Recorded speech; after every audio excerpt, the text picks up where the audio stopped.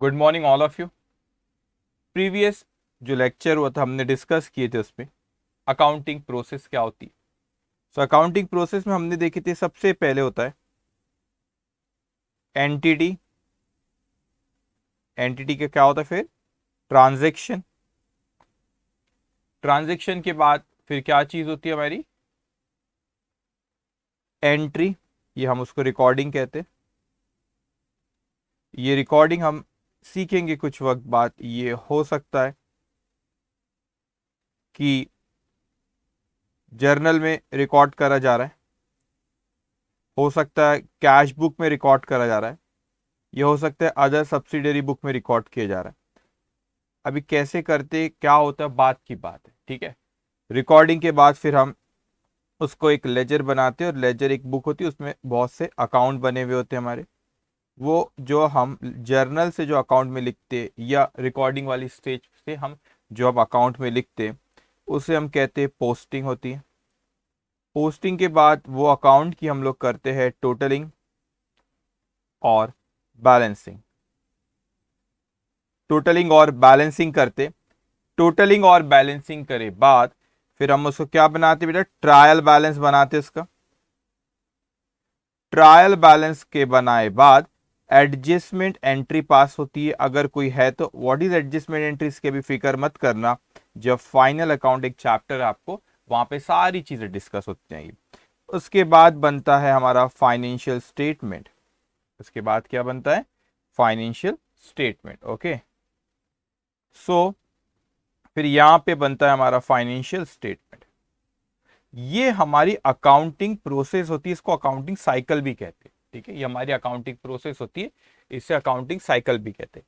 तो सबसे पहले आपने क्या देखे यहाँ पे, अगर आप देखोगे वहां पे तो सबसे पहले आपने देखे कि एंटिटी, फिर उसका ट्रांजेक्शन, रिकॉर्डिंग, लेजर, फिर उसमें अकाउंट बनते, posting, totalling and balancing, trial balance, adjustment entry and financial statement. ये सारी की सारी हमारे अकाउंटिंग प्रोसेस है। अब आपको इस चैप्टर में अगर हम देखा जाए तो पूछा उसने पांच चीजें आपके सिलेबस में यहाँ पे इस चैप्टर में है। पांच चीजें बेसिकली हमको सीखना है। क्या सीखना है हम लोगों को, कौन सी पांच चीजें? एक तो जर्नल सीखना है, एक कैश बुक सीखना है, और एक अदर सब्सिडरी बुक होती है वो सीखने का। ये तीन चीजें हुई, ठीक है। इसके अलावा फिर आपको अकाउंट सीखना है। वो पोस्टिंग और टोटलिंग एंड बैलेंसिंग वो अकाउंट में ही होता है, उसी का एक पार्ट है वो, ठीक है। चार चीजें हो गई। उसके बाद भी हम लोग को ट्रायल बैलेंस सीखना है, ठीक है।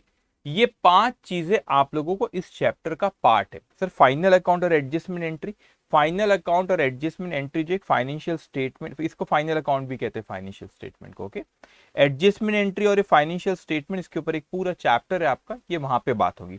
सर पोस्टिंग और टोटलिंग एंड बैलेंसिंग, वो पोस्टिंग और टोटलिंग बैलेंसिंग इसी का पार्ट है वो, एक तरह से वो इसी का पार्ट है, इसी में किया जाता है वो अकाउंट में, ठीक है।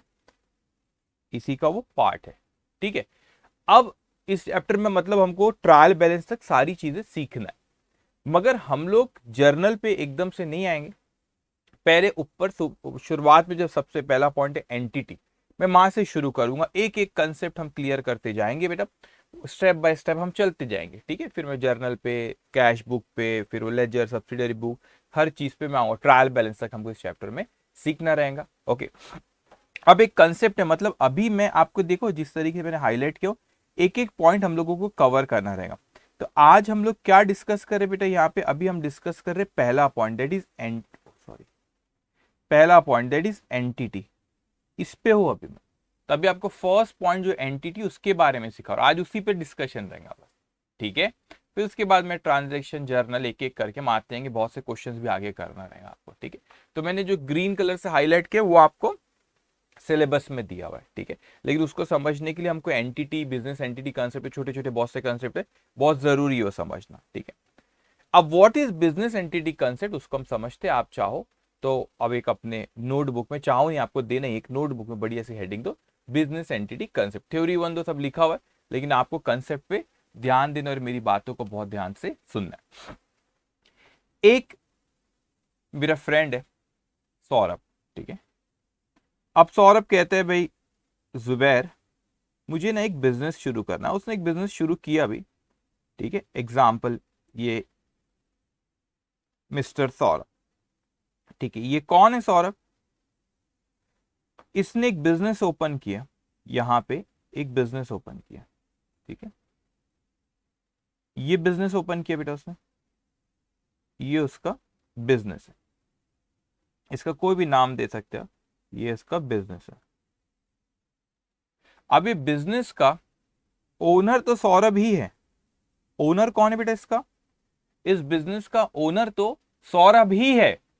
अब लेकिन लोगों को ये लगता है सर जब बिजनेस का ओनर सौरभ ही है तो चिंता की क्या बात है सर, वो दोनों एक ही है।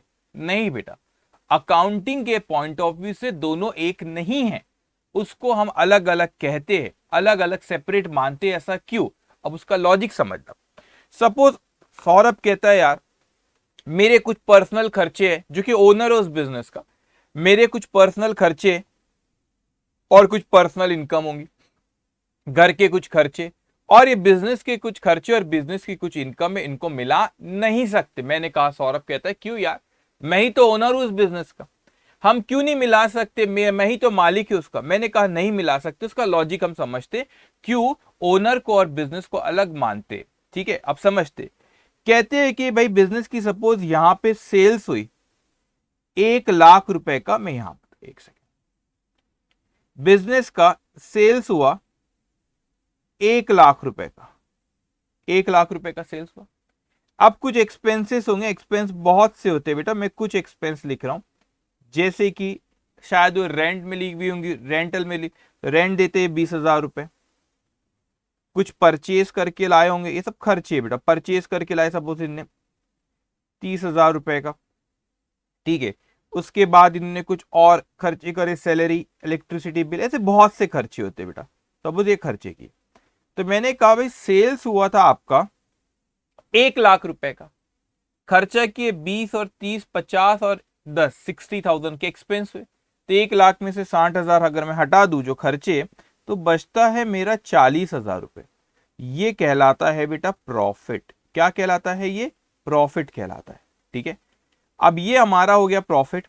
तो प्रॉफिट हो गया हमारा 40,000 रुपीज का प्रॉफिट हो गया, सॉरी 40,000 रुपीज का हमारा प्रॉफिट हो गया। ठीक है, मगर सौरभ कहता है ये तो बिजनेस के खर्चे लिखे, बिजनेस की, मेरे भी कुछ पर्सनल है। मतलब क्या पर्सनल खर्चे है? तो ये ओनर के कुछ पर्सनल एक्सपेंस है। मैंने कहा जैसे कि पर्सनल एक्सपेंसेस कुछ बताओ, तो वो कहता है एग्जाम्पल के तौर पे हर महीने मुझे घर पे ग्रोसरी लाना पड़ता है 5,000 रुपीज की। इसी मैंने अपने बेटे का फीस पे किया, उसने कॉलेज की सपोज 10,000 रुपीज। ठीक है, दो एक्सपेंस लिखा, ये उसके पर्सनल एक्सपेंस है सपोज। मैंने बोला ठीक है भाई, तो मैंने कहा भाई इसको बिजनेस में नहीं लिख सकते। वो बोलता है क्यों नहीं लिख सकते, मैं ही तो मालिक हूं उस बिजनेस का। मैंने बोला जो प्रॉफिट अकाउंटिंग करने का जो हमारा पर्पस होता है कि हम सही तरीके के उस बिजनेस का परफॉर्मेंस इवैल्यूएट कर पाए कि बिजनेस परफॉर्म कैसे कर रहा है, उसका प्रॉफिट कितना आ रहा है, लॉस कितना आ रहा है, उसकी पोजीशन कैसी, परफॉर्मेंस कैसा है उसका, वो हम नहीं कर पा रहे। बोले क्यों नहीं कर पा रहे? वो सही नहीं निकलेगा। बोले कैसे निकलेगा? मैं आपको निकाल के बताता हूं। मैंने कहा चलो इसी को अगर मैं निकाल के दोबारा कैलकुलेट करता हूं। मैंने कहा सेल्स हुआ 1 लाख रुपए का, वही खर्चे पहले के, दिख रहा है आप लोग को? यस बेटा। रेंट है आपका 20,000 रुपीज का, परचेज था आपका 30,000 रुपए का, वही जो आपने बाजू में देख रहे, सैलरी, सैलरी हमारी 10,000 रुपए की। बोलेंगे सर वही तो हुआ 40,000 रुपए प्रॉफिट है। नहीं, अब वो कहता है जरा बताओ तो कि नहीं सही क्यों नहीं है कि पर्सनल एक्सपेंस बिजनेस में जो आपके जो आप पर्सनल एक्सपेंसेस बिजनेस के एक्सपेंस का पार्ट नहीं है। मैंने अगर लिख दिया यहां पे ग्रोसरी 5,000 रुपए, फीस सन्स फीस जो उसके बच्चे की फीस है बेटा, कॉलेज फीस होंगी या ट्यूशन फीस होंगी। ठीक है, अब ये फीस यहां पे आई, ये मैंने लिखा 10,000 रुपए। अब मुझे बताओ सर कि ये प्रॉफिट कितना हो रहा है? प्रॉफिट तो कम हो जाएगा ना भैया। अब उसमें से 40 के बदले ही आएगा 25,000 रुपए का प्रॉफिट, ये आया 25 का प्रॉफिट। अरे गलत हो गया सर, यहां पे जो पहले प्रॉफिट आ रहा था हमारा 40,000 रुपए, अब प्रॉफिट आ रहा है 25,000 रुपए। तो क्या ये जो 25,000 रुपए प्रॉफिट आया है बेटा, क्या वो प्रॉफिट करेक्ट है कि नहीं? वो इनकरेक्ट प्रॉफिट है, ये इनकरेक्ट प्रॉफिट है। हमारा बिजनेस का प्रॉफिट हमें निकालना है बेटा, वो बिजनेस के प्रॉफिट में वो कम हो गया प्रॉफिट, ये करेक्ट प्रॉफिट है। तो मुझे ये पता लगाना है कि सर बिजनेस का खर्चा कितना है, सॉरी बिजनेस का खर्चा है, फिर उसके बिजनेस का प्रॉफिट कितना है। मगर आपने क्या करे, पर्सनल एक्सपेंसेस भी वहां पे डाल दिए, ये पर्सनल एक्सपेंस भी बिजनेस का एक्सपेंस माने तो प्रॉफिट सही नहीं बता रहा। अब कुछ लोग कहते हैं कि सर दिक्कत क्या है, मत बताने दो। वो तो कहते हैं सर जो प्रॉफिट है, एक और चीज, जो ओनर है वो बिजनेस में पैसा लगाता है बेटा, वो इन्वेस्ट करता है मनी, इन्वेस्ट करता है मनी बिजनेस में। जैसे कि मैं कहता हूं उसने कुछ इन्वेस्ट किया बिजनेस में पैसा, और पैसों से व्यापार करते फिर कुछ प्रॉफिट होता है, और ये जो प्रॉफिट होता है ना बेटा, ये प्रॉफिट भी फिर ओनर को ही दिया जाता है। प्रॉफिट भी किसे दिया जाता है, ओनर को। अब इस चीज को अच्छे से समझना बेटा, ये दोनों को हम सेपरेट क्यों मान रहे कि सर जो प्रॉफिट आप बोलेंगे सर दोनों में बात एक ही है सर, एक में आप 40,000 रुपए का प्रॉफिट ओनर को देना, बिजनेस अलग है ओनर अलग है। तो सपोज मैं कहता हूं मैं बिजनेस हूं, बिजनेस ओनर को देगा, आप ओनर हो मैं बिजनेस हूं, मैं आपको प्रॉफिट दूंगा। पहले कितना प्रॉफिट दे रहा था 40, अब कितना बता रहा हूं 25, तो गलत प्रॉफिट बता रहा हूं बेटा। सही प्रॉफिट बिजनेस का 40 ही हमारा अकाउंटिंग करने का पर्पस है कि हम करेक्ट प्रॉफिट निकाले। तो करेक्ट प्रॉफिट 40 है, आपने पर्सनल एक्सपेंस भी उसमें डाल दिए तो वो बिल्कुल इनकरेक्ट है, क्योंकि अगर मैंने पर्सनल एक्सपेंस भी बिजनेस के एक्सपेंस का पार्ट माना तो हमने बिजनेस के प्रॉफिट को सही कैलकुलेट नहीं करे, तो फिर कैसे हम अपने परफॉर्मेंस बिजनेस का एनालाइज कर पाएंगे, वो तो गलत हो जाएगा ना, गलत जानकारी वो हमको दे रहा है बेटा। ओके, तो इसीलिए बिजनेस पर्सनल एक्सपेंस बिजनेस के एक्सपेंस में नहीं डालते। अब वो बात अलग है, अगर बिजनेस में से वो कोई पैसा लेता है, विड्रॉ करता है, उसको ड्रॉइंग्स कहते हो, आगे चल के मैं बताऊंगा आपको एक एक चीज। लेकिन अभी समझना, जो बिजनेस में पैसा इन्वेस्ट करते उसे हम बुलाते हैं कैपिटल के नाम से, और कैपिटल जो ओनर बिजनेस में लगाता है वो कैपिटल कहते हैं, और प्रॉफिट भी बिजनेस फिर ओनर को वापस करता है। अब जरा एक चीज समझना, और बहुत अच्छे से समझना बेटा, जो चीज मैं आपसे कहने जा रहा हूं, ये एक बिजनेस है, ये क्या है, एक हमारा, ये एक हमारा बिजनेस है बेटा। अब बिजनेस के पॉइंट ऑफ व्यू से देखो, जब भी हम अकाउंटिंग करते हैं हमको एंटिटी के पॉइंट ऑफ व्यू से देखना है। यहां पे दो एंटिटी, आप ये तय करो कि पहले किसकी बुक में अकाउंटिंग करोगे। अगर ओनर की बुक में अकाउंटिंग कर रहे तो वो एंटिटी, बिजनेस की बुक में अकाउंटिंग कर रहे तो वो एंटिटी, लेकिन वो दोनों अलग अलग है, क्योंकि हमें बिजनेस का परफॉर्मेंस देखना है। ओनर के पर्सनल एक्सपेंस पर्सनल इनकम अगर उसमें मिला दोगे तो सही बिजनेस का प्रॉफिट नहीं आएगा। अब ध्यान से सुनेंगे, बिजनेस की नजरिए से सोचो आप कि बिजनेस में कैपिटल पैसा लगाया गया। अब सपोज मैं बिजनेस हूं, आप ओनर हो, मान लो मैं बिजनेस हूं, ठीक है, ठीक है, आप मान लो कि मैं बिजनेस हूं बेटा, तो बिजनेस में ओनर ने पैसा लगाया। अब क्या होता है कि बिजनेस में जब ओनर ने पैसा लगा तो मैं बिजनेस हूं, वो जो बिजनेस दिख रहा है ना आपको वहां पे हाईलाइट करा हुआ, ये है बिजनेस, मैं बिजनेस हूं। तो बिजनेस की नजरिए से सोचो कि आपने बिजनेस में पैसा लगाया, आप ओनर हो तो आपने बिजनेस में पैसा लगाए बेटा, तो क्या होगा, आप अलग हो मैं अलग हूं, मैं बिजनेस हूं, ठीक है। अब मेरे को वो पैसा आपको वापस करना है, क्योंकि हम अलग अलग है। तो आपने जो बिजनेस में पैसा लगा उसको कैपिटल बोलते हैं, मुझे वो पैसा आपको वापस करना रहेगा, क्योंकि मैं अलग हूं आप अलग हो। तो आपने बिजनेस में इन्वेस्ट करे तो मुझे पैसा आपको वापस करना रहेगा। तो बिजनेस के लिए जो ओनर पैसा लगाता है उसे कैपिटल कहते, लेकिन बिजनेस के लिए वो लाइबिलिटी होती है। क्यों लाइबिलिटी होती है, क्योंकि बिजनेस को वो ओनर को पैसा वापस करना। जो प्रॉफिट हुआ ना, बिजनेस परफॉर्म तो अच्छा कर रहा है, लेकिन यही प्रॉफिट बिजनेस को ओनर को देना है वापस, ओनर को देना रहेगा प्रॉफिट।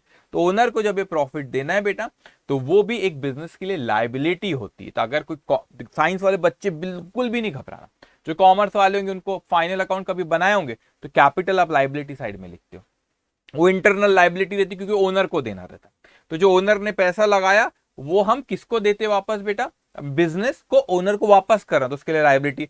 जो प्रॉफिट हुआ वो भी आप कैपिटल में ऐड करते थे, तो वो भी किसको वापस देना है, हमको ओनर को वापस देना है। तो बिजनेस के लिए वो एक लाइबिलिटी होती है, कैपिटल इंटरनल लाइबिलिटी, क्योंकि ओनर को ही देना रहता है इसलिए उसको कहते हैं। लेकिन बिजनेस के ट्रांजेक्शन और ओनर के जो पर्सनल ट्रांजेक्शन है वो दोनों अलग ट्रीट करते, वो सेपरेट है। इसको separate entity concept, business entity concept को सेपरेट एंटिटी कंसेप्ट के नाम से भी बुलाते हैं। So business is considered to be separate and distinct from its owner. तो जो बिजनेस होता है बेटा, business business is considered to be separate and distinct from its owner. Okay, from its owner, उसके ओनर से उसको सेपरेट मान, ठीक है।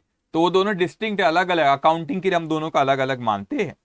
इसका मतलब ये बड़ा इंपॉर्टेंट हो गया कि कोई पर्सनल एक्सपेंडिचर जो ओनर के है वो बिजनेस केस में आना नहीं चाहिए। जो पर्सनल एक्सपेंडिचर है बेटा वो बिजनेस केस में आना नहीं चाहिए। क्यों? क्योंकि बिजनेस के एक्सपेंस में, पर्सनल एक्सपेंस बिजनेस के एक्सपेंस में, और वो एक ड्राइंग से एक अलग चीज होती है, इसके बारे में बाद में मैं बात करूंगा। लेकिन पर्सनल एक्सपेंस बिजनेस के एक्सपेंस में नहीं आना चाहिए, तो फिर इनकरेक्ट प्रॉफिट आएगा। पर्सनल इनकम भी बिजनेस की इनकम में नहीं आना चाहिए। मैं एग्जांपल देता हूं, ये सौरभ को एक लॉटरी लगी, उस लॉटरी का नाम था धनलक्ष्मी लॉटरी, एग्जांपल 1 लाख रुपए की लॉटरी लगे, धनलक्ष्मी लॉटरी। अब वो 1 लाख रुपए में बिजनेस की इनकम मान लू तो बिजनेस का प्रॉफिट तो बढ़ के आएगा, लेकिन वो 1 लाख रुपए हमने बिजनेस से नहीं कमाए तो वो तो गलत बात होगी। हमारा पर्पज है कि हम सही करेक्ट अमाउंट बिजनेस का निकाल सके कि कितना प्रॉफिट हुआ कि कितना लॉस हुआ, तो दोनों को हम अलग मानते हैं।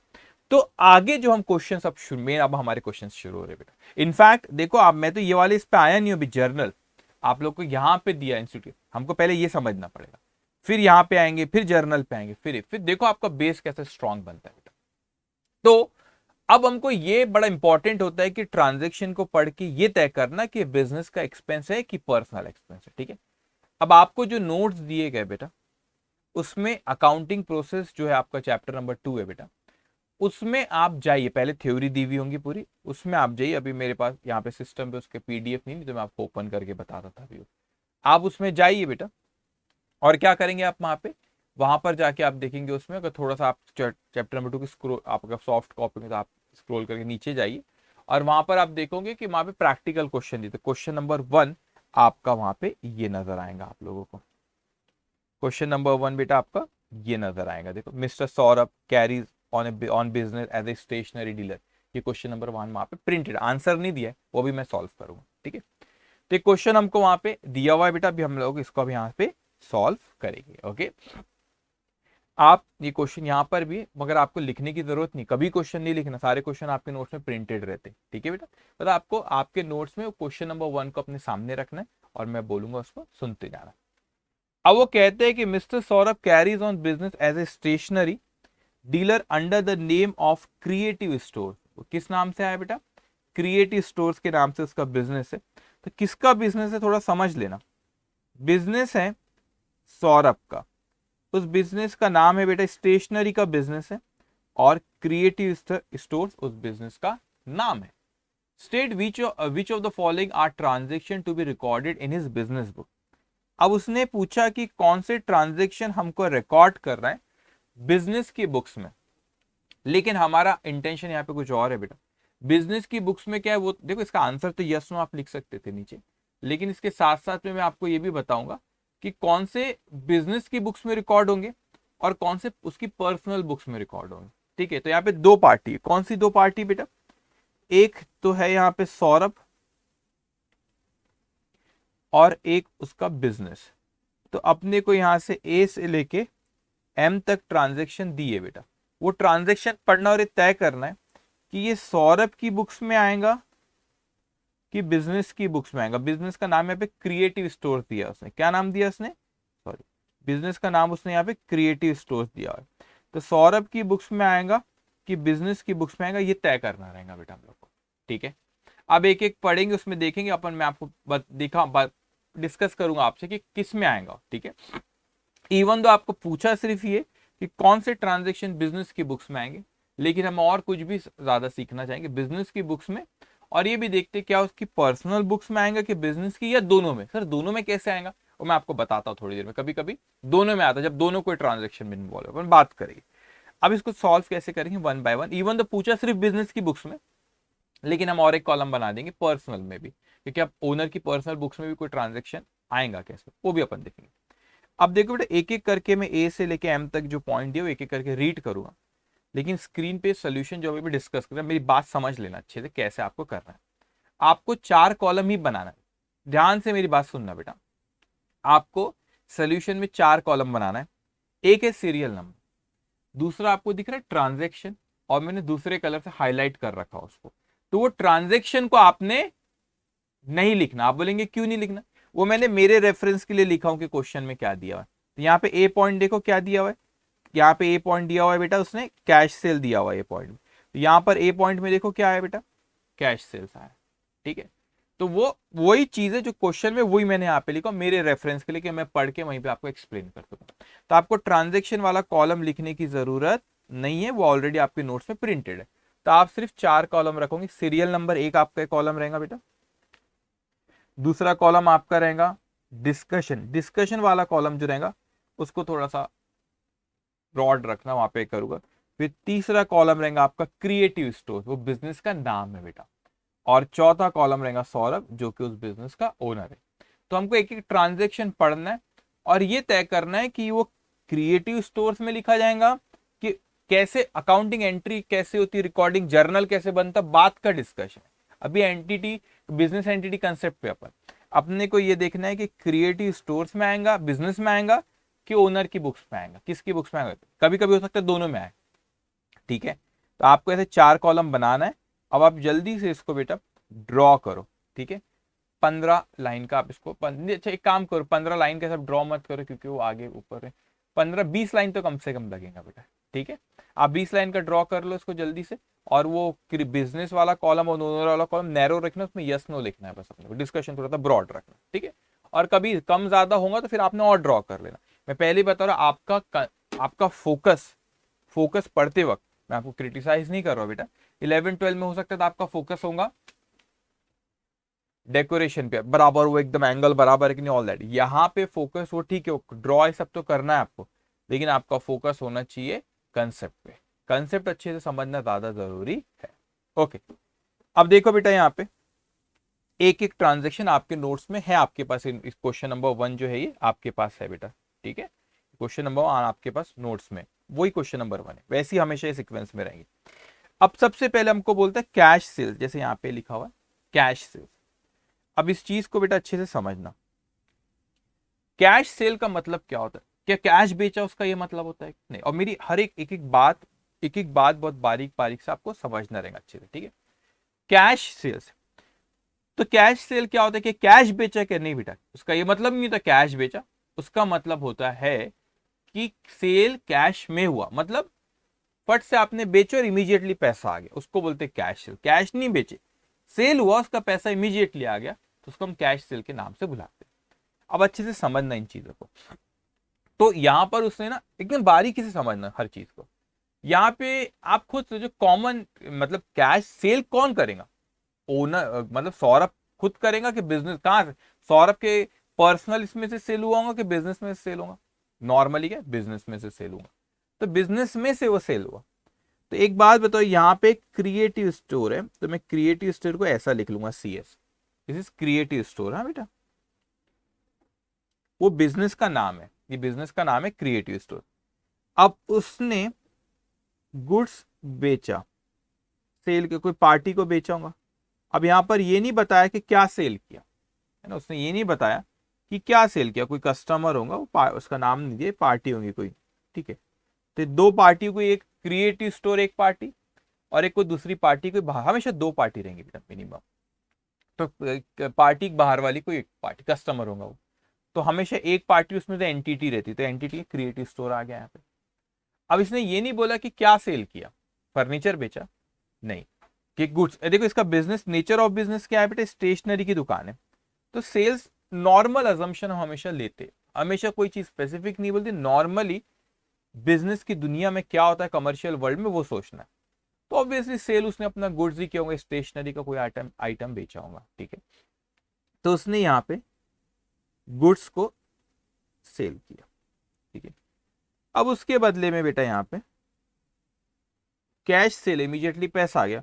वो पार्टी ने इसको इमीडिएटली क्या दे दी बेटा, कैश। अब ये देखो जो दो पार्टी यहां पे दिख रही है बेटा आपको, एक दिख रही है हम लोग को क्रिएटिव स्टोर और एक कोई बाहर वाली पार्टी, बाहर वाली कोई पार्टी। तो बताओ ये ट्रांजैक्शन ओनर की बुक्स में रिकॉर्ड होगा कि बिजनेस, बिजनेस की, क्योंकि क्रिएटिव स्टोर बिजनेस का नाम है बेटा, ख्याल रखना ये बिजनेस है बेटा। तो क्रिएटिव स्टोर ये ट्रांजैक्शन में इन्वॉल्व है। सौरभ इन्वॉल्व है क्या, सौरभ ओनर का है क्या, नहीं, बिजनेस से सेल हुआ, तो इसीलिए बेटा ये बिजनेस की बुक्स में आएगा और ओनर की पर्सनल बुक्स में नहीं आएगा। ऐसा आपको लिखना है जैसा मैं यहाँ पे लिख रहा हूँ, वो हाईलाइट मैंने किया, हाईलाइट नहीं किए, वो करने की जरूरत नहीं, समझाने की हूँ बस आपको, ठीक है बेटा। अब दूसरा देखो क्या है, क्वेश्चन में आपके दिया हुआ है sell to SP Store on credit.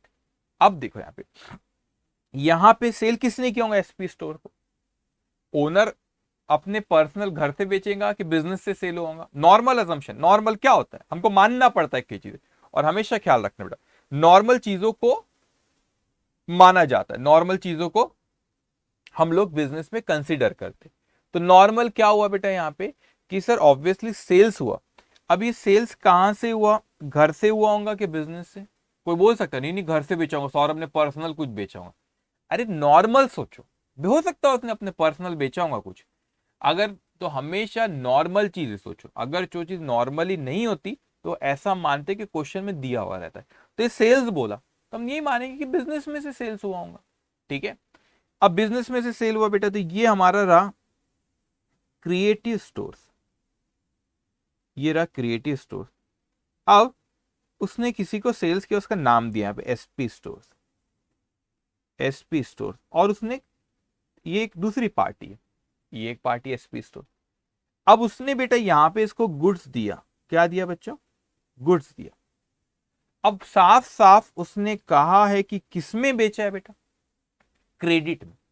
Credit मतलब उधारी में बेचा है, तो उसको हमने गुड्स तो दिए मगर उसके बदले में कैश इमीडिएटली नहीं आई, उसके बदले में कैश इमीडिएटली नहीं आई।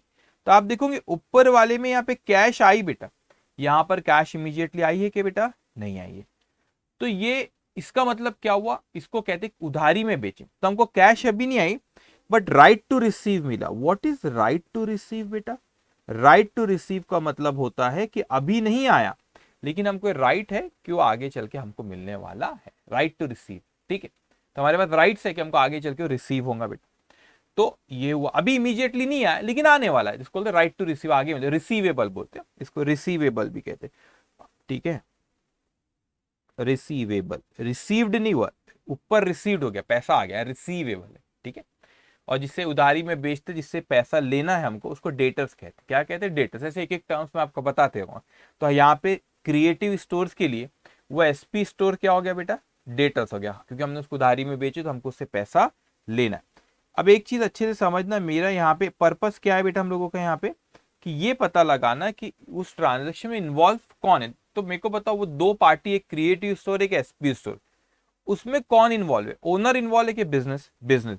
तो ये किसकी बुक्स में बेटा रिकॉर्ड होगा, बिजनेस की बुक्स में रिकॉर्ड होगा, इसीलिए मैं वहां पे यस लिख रहा हूं।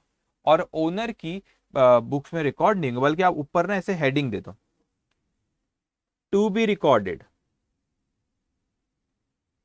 टू बी रिकॉर्डेड, यहाँ पे लिखना, सॉरी यहाँ पे लिख लो, ठीक है, यहाँ पे आप लिख लो ऊपर में, to be recorded in the books of, दिख रहा है नहीं दिख रहा, एक सेकेंड, कोई बात नहीं, टू बी रिकॉर्डेड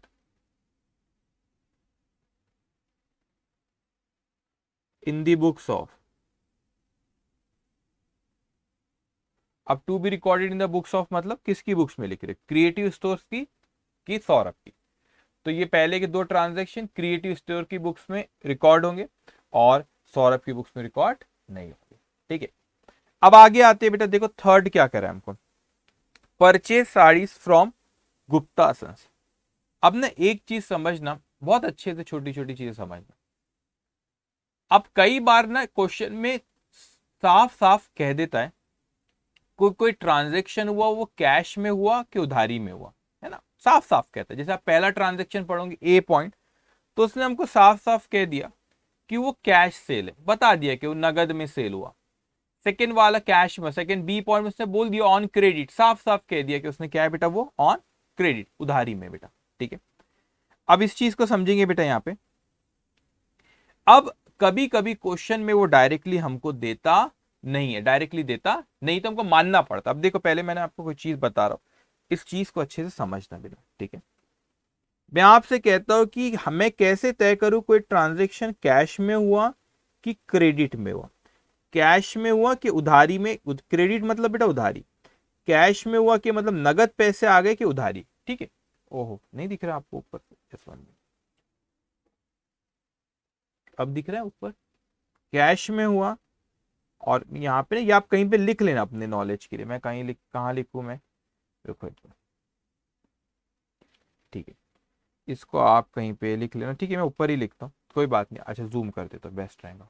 ठीक है, अब देखो वो, यस, वो कैश में हुआ है बेटा कि क्रेडिट में हुआ ट्रांजेक्शन, दो पॉसिबिलिटी। एक पॉसिबिलिटी ये है कि भाई हमको तो वो क्वेश्चन में साफ साफ बता दे कि कैश में हुआ है कि क्रेडिट में हुआ, कैश में हुआ है कि क्रेडिट में हुआ, वो हमको साफ साफ वो बता दे। ठीक है, वो साफ साफ ये बता दे कि कैश में कि क्रेडिट में, क्वेश्चन में साफ साफ बोल दिया। तो यहां पे मैं लिखता हूं स्पेसिफाइड, या आप कहीं ना पेज में कहीं पे भी अपने बुक में ऊपर कहीं लिख लेना, स्पेसिफाइड इन क्वेश्चन, क्वेश्चन में बताया हुआ है कि वो कैश में है कि क्रेडिट में। स्पेसिफाइड गिवन है क्वेश्चन में कि वो ट्रांजेक्शन कैश है कि क्रेडिट है। तो उसने बोला अगर कैश है तो हम उसको कैश मान लेंगे, उसने बोला अगर क्रेडिट है तो हम उसे क्रेडिट मान लेंगे। जो बोला क्वेश्चन में हम उसको मान लेंगे। जैसे कि यहां पे बेटा पॉइंट नंबर 1 में उसने हमको बोला कि कैश है तो हमने उसको कैश सेल मान ली। पॉइंट नंबर बी में उसने बोला क्रेडिट सेल है तो हमने उसको क्रेडिट सेल ही था, हाँ क्रेडिट सेल था, क्रेडिट सेल तो हमने मान ली। जो स्पेसिफाइड किया है, जो बोला है वो हम उसको मान लेंगे। लेकिन कभी कभार होता है बेटा कि हमको, या आपने लिखे ऐसे कैश क्रेडिट ऊपर हेडिंग देना बेटा, देखो कैश क्रेडिट दिखेगा भी नहीं आपके, देखो यहाँ पे कैश क्रेडिट ऊपर हेडिंग देना, फिर लेफ्ट हैंड साइड पे लिखना ऐसे स्पेसिफाइड इन क्वेश्चन, फिर लिखना कैश और क्रेडिट, जो बोला उसको मान लेंगे। मगर ये ओहो क्रेडिट, ओके, मगर हो सकता है बेटा क्वेश्चन में उसने हमको स्पेसिफाई नहीं किया, तो ये भी possibility, not specified in question, question में स्पेसिफाइड नहीं किया है। तो फिर हमने क्या करना बेटा, क्वेश्चन में स्पेसिफाइड हमको, हमें नहीं किया, not specified in question, question में स्पेसिफाइड नहीं किया उसने, तो फिर कैसे करेंगे बेटा। तो ध्यान रखना, अब ये जो मैं आपको कहने जा रहा हूं अभी जो चीज, इसको इंटरप्रिटेशन रूल कहते हैं। ये कोई बाय एक्ट या कोई बाय लॉ, कोई कानून में नहीं लिखा हुआ है, लेकिन नॉर्मल कमर्शियल बिजनेस की इंडस्ट्री में इसी तरह के इसे फॉलो करा जाता है। तो मैं आपको बोलूंगा तो आपको एग्जांपल दूंगा तो समझ में भी आएगा बेटा। तो उस तरीके से फॉलो किया जाता है, इसीलिए हम उसको वैसा ही मानते हैं, मगर कोई एक्ट और कानून नहीं कह रहा जो भी मैं जो चीज कहने जा रहा हूं। अगर क्वेश्चन में आपको स्पेसिफाइड दिया है, किया है कि कैश है कि क्रेडिट है, तो वो चुपचाप से मान लेना। If not specified in question, if not ऐसे लिख लो बल्कि, if not specified in question, अगर नहीं बोला है तो ये रूल लगता है। अगर स्पेसिफाइड है तो दिमाग नहीं लगाना, जो उसने बोला चुपचाप से मान लेना है अपने को, कैश है कि क्रेडिट है। अगर नहीं बोला तो फिर अपने को ये इंटरप्रिटेशन रूल लगाना है। ठीक है, क्या रूल, नॉर्मल बिजनेस की इंडस्ट्री में यही होता है। अगर आपको क्वेश्चन में नाम नहीं दिया है किसका, कोई पार्टी का जिससे ट्रांजेक्शन हो रहा है, नेम नॉट गिवन, नाम नहीं दिया है, और हो सकता है पार्टी का नाम दिया, नेम गिवन। अभी मैं क्या कह रहा हूं आप समझना बेटा, नेम गिवन मतलब किसके साथ ट्रांजेक्शन हो उसका नाम नहीं दिया, तो उसको हम मानेंगे कि वो कैश ट्रांजेक्शन है। क्या मानेंगे बेटा उसको, कैश ट्रांजेक्शन। और जो पार्टी के साथ ट्रांजेक्शन उसका नाम अगर दिया है तो हम उसको क्रेडिट ट्रांजैक्शन मानते। क्या मानते? Credit transaction. ऐसा क्यों बेटा?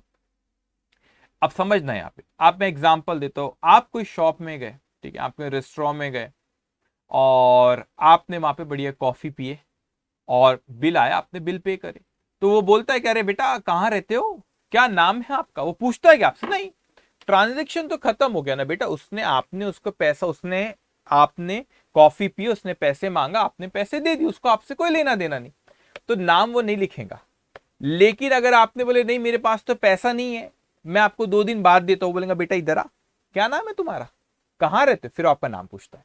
तो जब उधारी में ट्रांजेक्शन होता है तो जब नाम दिया रहता है, ऐसा कोई एक्ट में नहीं करा, मगर नॉर्मल बिजनेस प्रैक्टिस ऐसी होती है, इसीलिए हम ऐसा इंटरप्रिटेशन करते हैं, ऐसा इंटरप्रेट करते हैं उसको।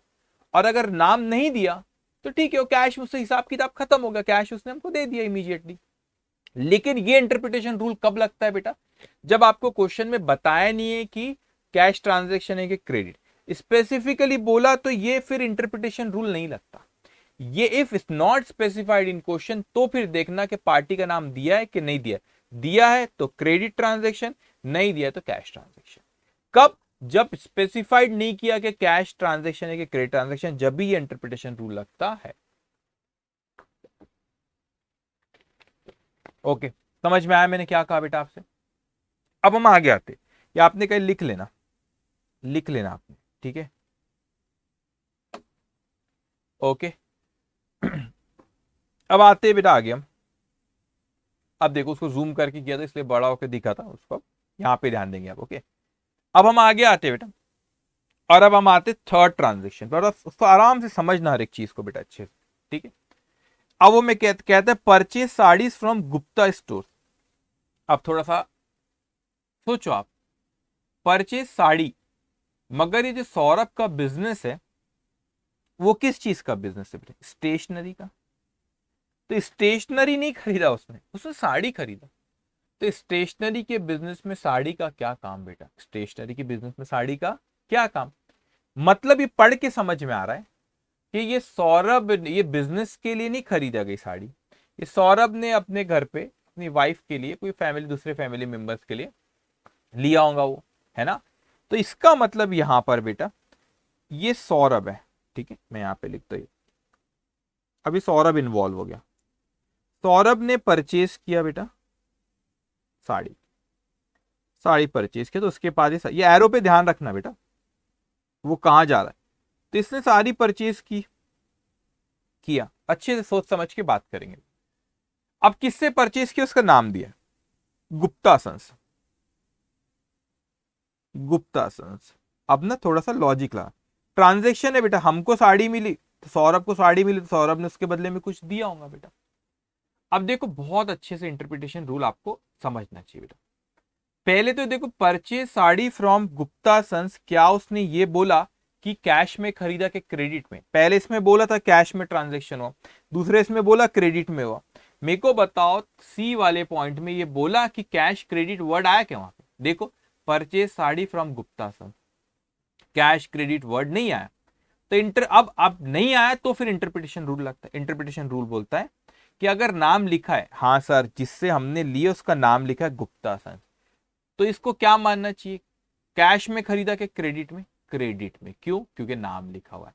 मगर मैंने कब ये सोचा नाम लिखा है नहीं लिखा, जब जब आपको स्पेसिफाई नहीं कर, तो ये स्पेसिफाई नहीं किया कैश में लिया के क्रेडिट में, तो फिर अपन आते हुए इंटरप्रिटेशन रूल पे, और फिर वो कहता है कि सो देखो नाम है कि नहीं। मैंने बोला नाम है, मतलब ये उधारी में खरीदा है, खरीदा है, परचेज किया बेटा। तो उसके बाद साड़ी आई सौरभ के पास, अब उसने इमीडिएटली नहीं पे किया, तो सौरभ इज लाइबल टू पे, सौरभ इज लाइबल टू पे, क्रेडिट ट्रांजेक्शन है, लाइबल टू पे, लाइबल टू पे, कौन लाइबल टू पे? सौरभ इज लाइबल टू पे टू गुप्ता सन्स, ठीक है। अब हमको ये देखना है कि बिजनेस में उसको रिकॉर्ड करे कि सौरभ की पर्सनल बुक्स में बेटा। अब देखो यहाँ पे सौरभ है और गुप्ता सन्स, यहाँ पे क्रिएटिव स्टोर से ट्रांजेक्शन इन्वॉल्व नहीं है, तो उसकी बुक्स में ट्रांजेक्शन रिकॉर्ड नहीं होगा। सौरभ की पर्सनल बुक्स जो है उसमें ट्रांजेक्शन रिकॉर्ड होगा, इसलिए नो और यस, ऐसा आपको सोचना पड़ेगा, ठीक है। इस यस नो तो बेटा बिजनेस की बुक्स में 2 मिनट में खत्म हो जाता था क्वेश्चन, मगर अच्छे से एक एक बात को आप समझो बेटा, ठीक है। अब आओ आप नेक्स्ट पॉइंट पे, डी पॉइंट पे हम आते हैं। क्या कह रहे हैं हमसे, पेड रेंट टू लैंडलॉर्ड, ठीक है। अब एक और चीज ना, आप एक और चीज आप ऐसा अंडरस्टैंडिंग आपको बढ़ाना पड़ेगा। अब देखो एक और चीज सी पॉइंट में, अगर मैं purchase sari from Gupta Sons, तो स्टेशनरी का बिजनेस है, वहां पे साड़ी क्यों कर, अगर परचेज स्टेशनरी बोलता तो अपन क्या उसको इंटरप्रेट करते, अपन ये बोलते ऑब्वियसली वो बिजनेस के लिए स्टेशनरी लाई गई, नॉर्मल वही चीज होती है, स्टेशनरी का बिजनेस है, स्टेशनरी खरीदो, लेकिन ने साड़ी खरीदा, उसने स्टेशनरी नहीं खरीदा। तो अपन ने ये माने कि सौरभ ने पर्सनल यूज अपने वाइफ के लिए, दूसरे फैमिली मेंबर्स के लिए खरीदा होगा। मगर बेटा थोड़ा और डीप में सोचना, चीजों को बहुत अच्छे से सोचते जाना। लेकिन ये भी तो हो सकता है कि जिसकी चांसेस बहुत कम है, लेकिन आपको ज्वेलरी की शॉप में जाओ तो वहां पे आप, ऐसा नहीं, ज्वेलरी जनरली ज्वेलरी की शॉप में ऐसा होता है, आपको ज्वेलरी की शॉप में देखो वहां पे जो आपको प्रोडक्ट बताते हैं ना, तो देखना एक जैसे ड्रेस पहनते, स्पेशली जो वहां पे गर्ल्स रहते हैं वो एक जैसी साड़ी सब पहने हुए रहते हैं बेटा। तो ज्वेलरी का बिजनेस है, खरीदे तो उनने क्या बेटा, मगर साड़ी एक जैसे, उसके ओनर ने वो साड़ी परचेज किया होगा बिजनेस के पर्पस के लिए, बिजनेस के पर्पस के लिए, मतलब वो बिजनेस ने परचेज किया होगा अपने बिजनेस के पर्पस के लिए, वो खरीदा गया होगा बेटा। तो आप ये भी बोल सकते हैं सर ये परचेज साड़ी जो होगा वो हो सकता है बिजनेस पर्पज से, सारे जो उनके दुकान में जो काम करते वो एक जैसे साड़ी वो गर्ल्स पहनते होंगे। लेकिन बेटा जिसकी चांसेस बहुत कम है, होता है कुछ कुछ शॉप में ऐसा होता है कि होता है, लेकिन जनरली हर शॉप में ऐसा होता नहीं है। तो हमेशा जब भी आप कोई चीज को इंटरप्रेट करते हो, इंटरप्रिटेशन का जो रूल होता है, हमेशा ख्याल रखना बेटा वो रूल सोचना, वो चीज सोचना जो नॉर्मल होती है बिजनेस में। जो एबनॉर्मल चीजें होती है ना, जो जनरली नहीं होती बिजनेस में, वो आपको क्वेश्चन में स्पेसिफाई कर रहा था, हमेशा ये ख्याल रखना। जब तक सीए नहीं बनोगे, जब तक ये ख्याल रखना, अकाउंट्स में हमेशा कोई चीज स्पेसिफाई करी तो उसको मान लो, लेकिन कुछ नहीं बोला है तो जो नॉर्मल बिजनेस की इंडस्ट्री में होता है उसको मानना, एबनॉर्मल चीजों को मानने का नहीं। अब यहाँ पे कोई बोल सकता है सर वो नहीं, गुप्ता ने अपने घर के लिए लाया, नहीं सॉरी, सौरभ ने पर्सनल के लिए लाया, वो ज्यादा चांसेस है ना उसकी, ठीक है, उसकी पॉसिबिलिटी ज्यादा है बेटा, क्योंकि स्टेशनरी का बिजनेस है, वो साड़ी ला रहा है, तो बिजनेस ने वो खरीदा नहीं। तो हमेशा नॉर्मल चीजों को सोचना, एबनॉर्मल चीज अगर कोई रहेंगी तो वो आपको क्वेश्चन में दी हुई रहेंगी। ओके, अब आते हैं नेक्स्ट पॉइंट, डी पॉइंट पे।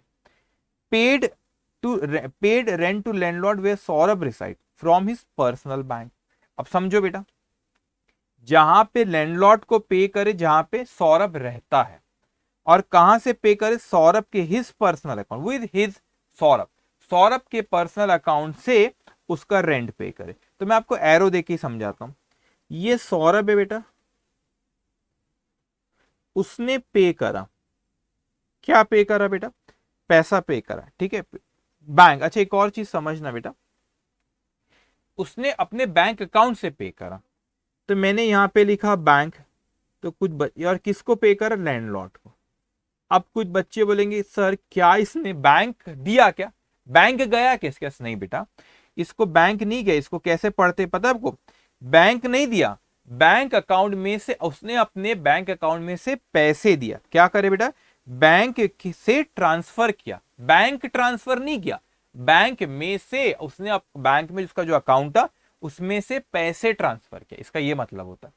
ठीक है, ये मत बोलना कि बैंक दिया, क्या बैंक कैसे दे देंगे उठा के किसी को, उसके बैंक अकाउंट में से पैसे दिया, तो बैंक जो लिखा हूं तो उसको क्या इंटरप्रेट करूंगे, ऐसा बोलूं बैंक दिया, नहीं, बैंक में से बैंक अपने बैंक अकाउंट में से पैसे दिया, तो बैंक में से पैसे गए, ठीक है। अब उसके बाद बेटा हमने लैंडलॉर्ड, तो भैया लैंडलॉर्ड ने कुछ तो सौरभ को दिया होगा, उसने बेनिफिट दिया बेटा, क्या बेनिफिट दिया उसने, उसने हमको घर रहने के लिए दिया ना, बेनिफिट दिया उसने, क्या बेनिफिट दिया, उसने हमको वहां पे रहने के लिए दिया। तो भैया वही ट्रांजैक्शन होता है, तो सौरभ ने पैसा दिया बैंक में से, बैंक में से पैसा दिया, और लैंडलॉर्ड ने उसको बेनिफिट दिया, वो जगह यूज करने के लिए दिया, घर यूज करने के लिए, रहने के लिए दिया। अब यहां पे मेरे को बताओ बेटा कौन इन्वॉल्व है, दो दो लोग इन्वॉल्व है, कौन दो से दो लोग इन्वॉल्व है, ये देखो, एक सौरभ का घर है, वो बिजनेस का घर नहीं, तो सौरभ है एक और वो एक लैंडलॉर्ड है, तो इसमें कहीं पे बिजनेस इन्वॉल्व है क्या, नहीं, तो बिजनेस की बुक्स में ये ट्रांजैक्शन रिकॉर्ड नहीं होगा, और सौरभ की बुक्स में ट्रांजैक्शन रिकॉर्ड होगा।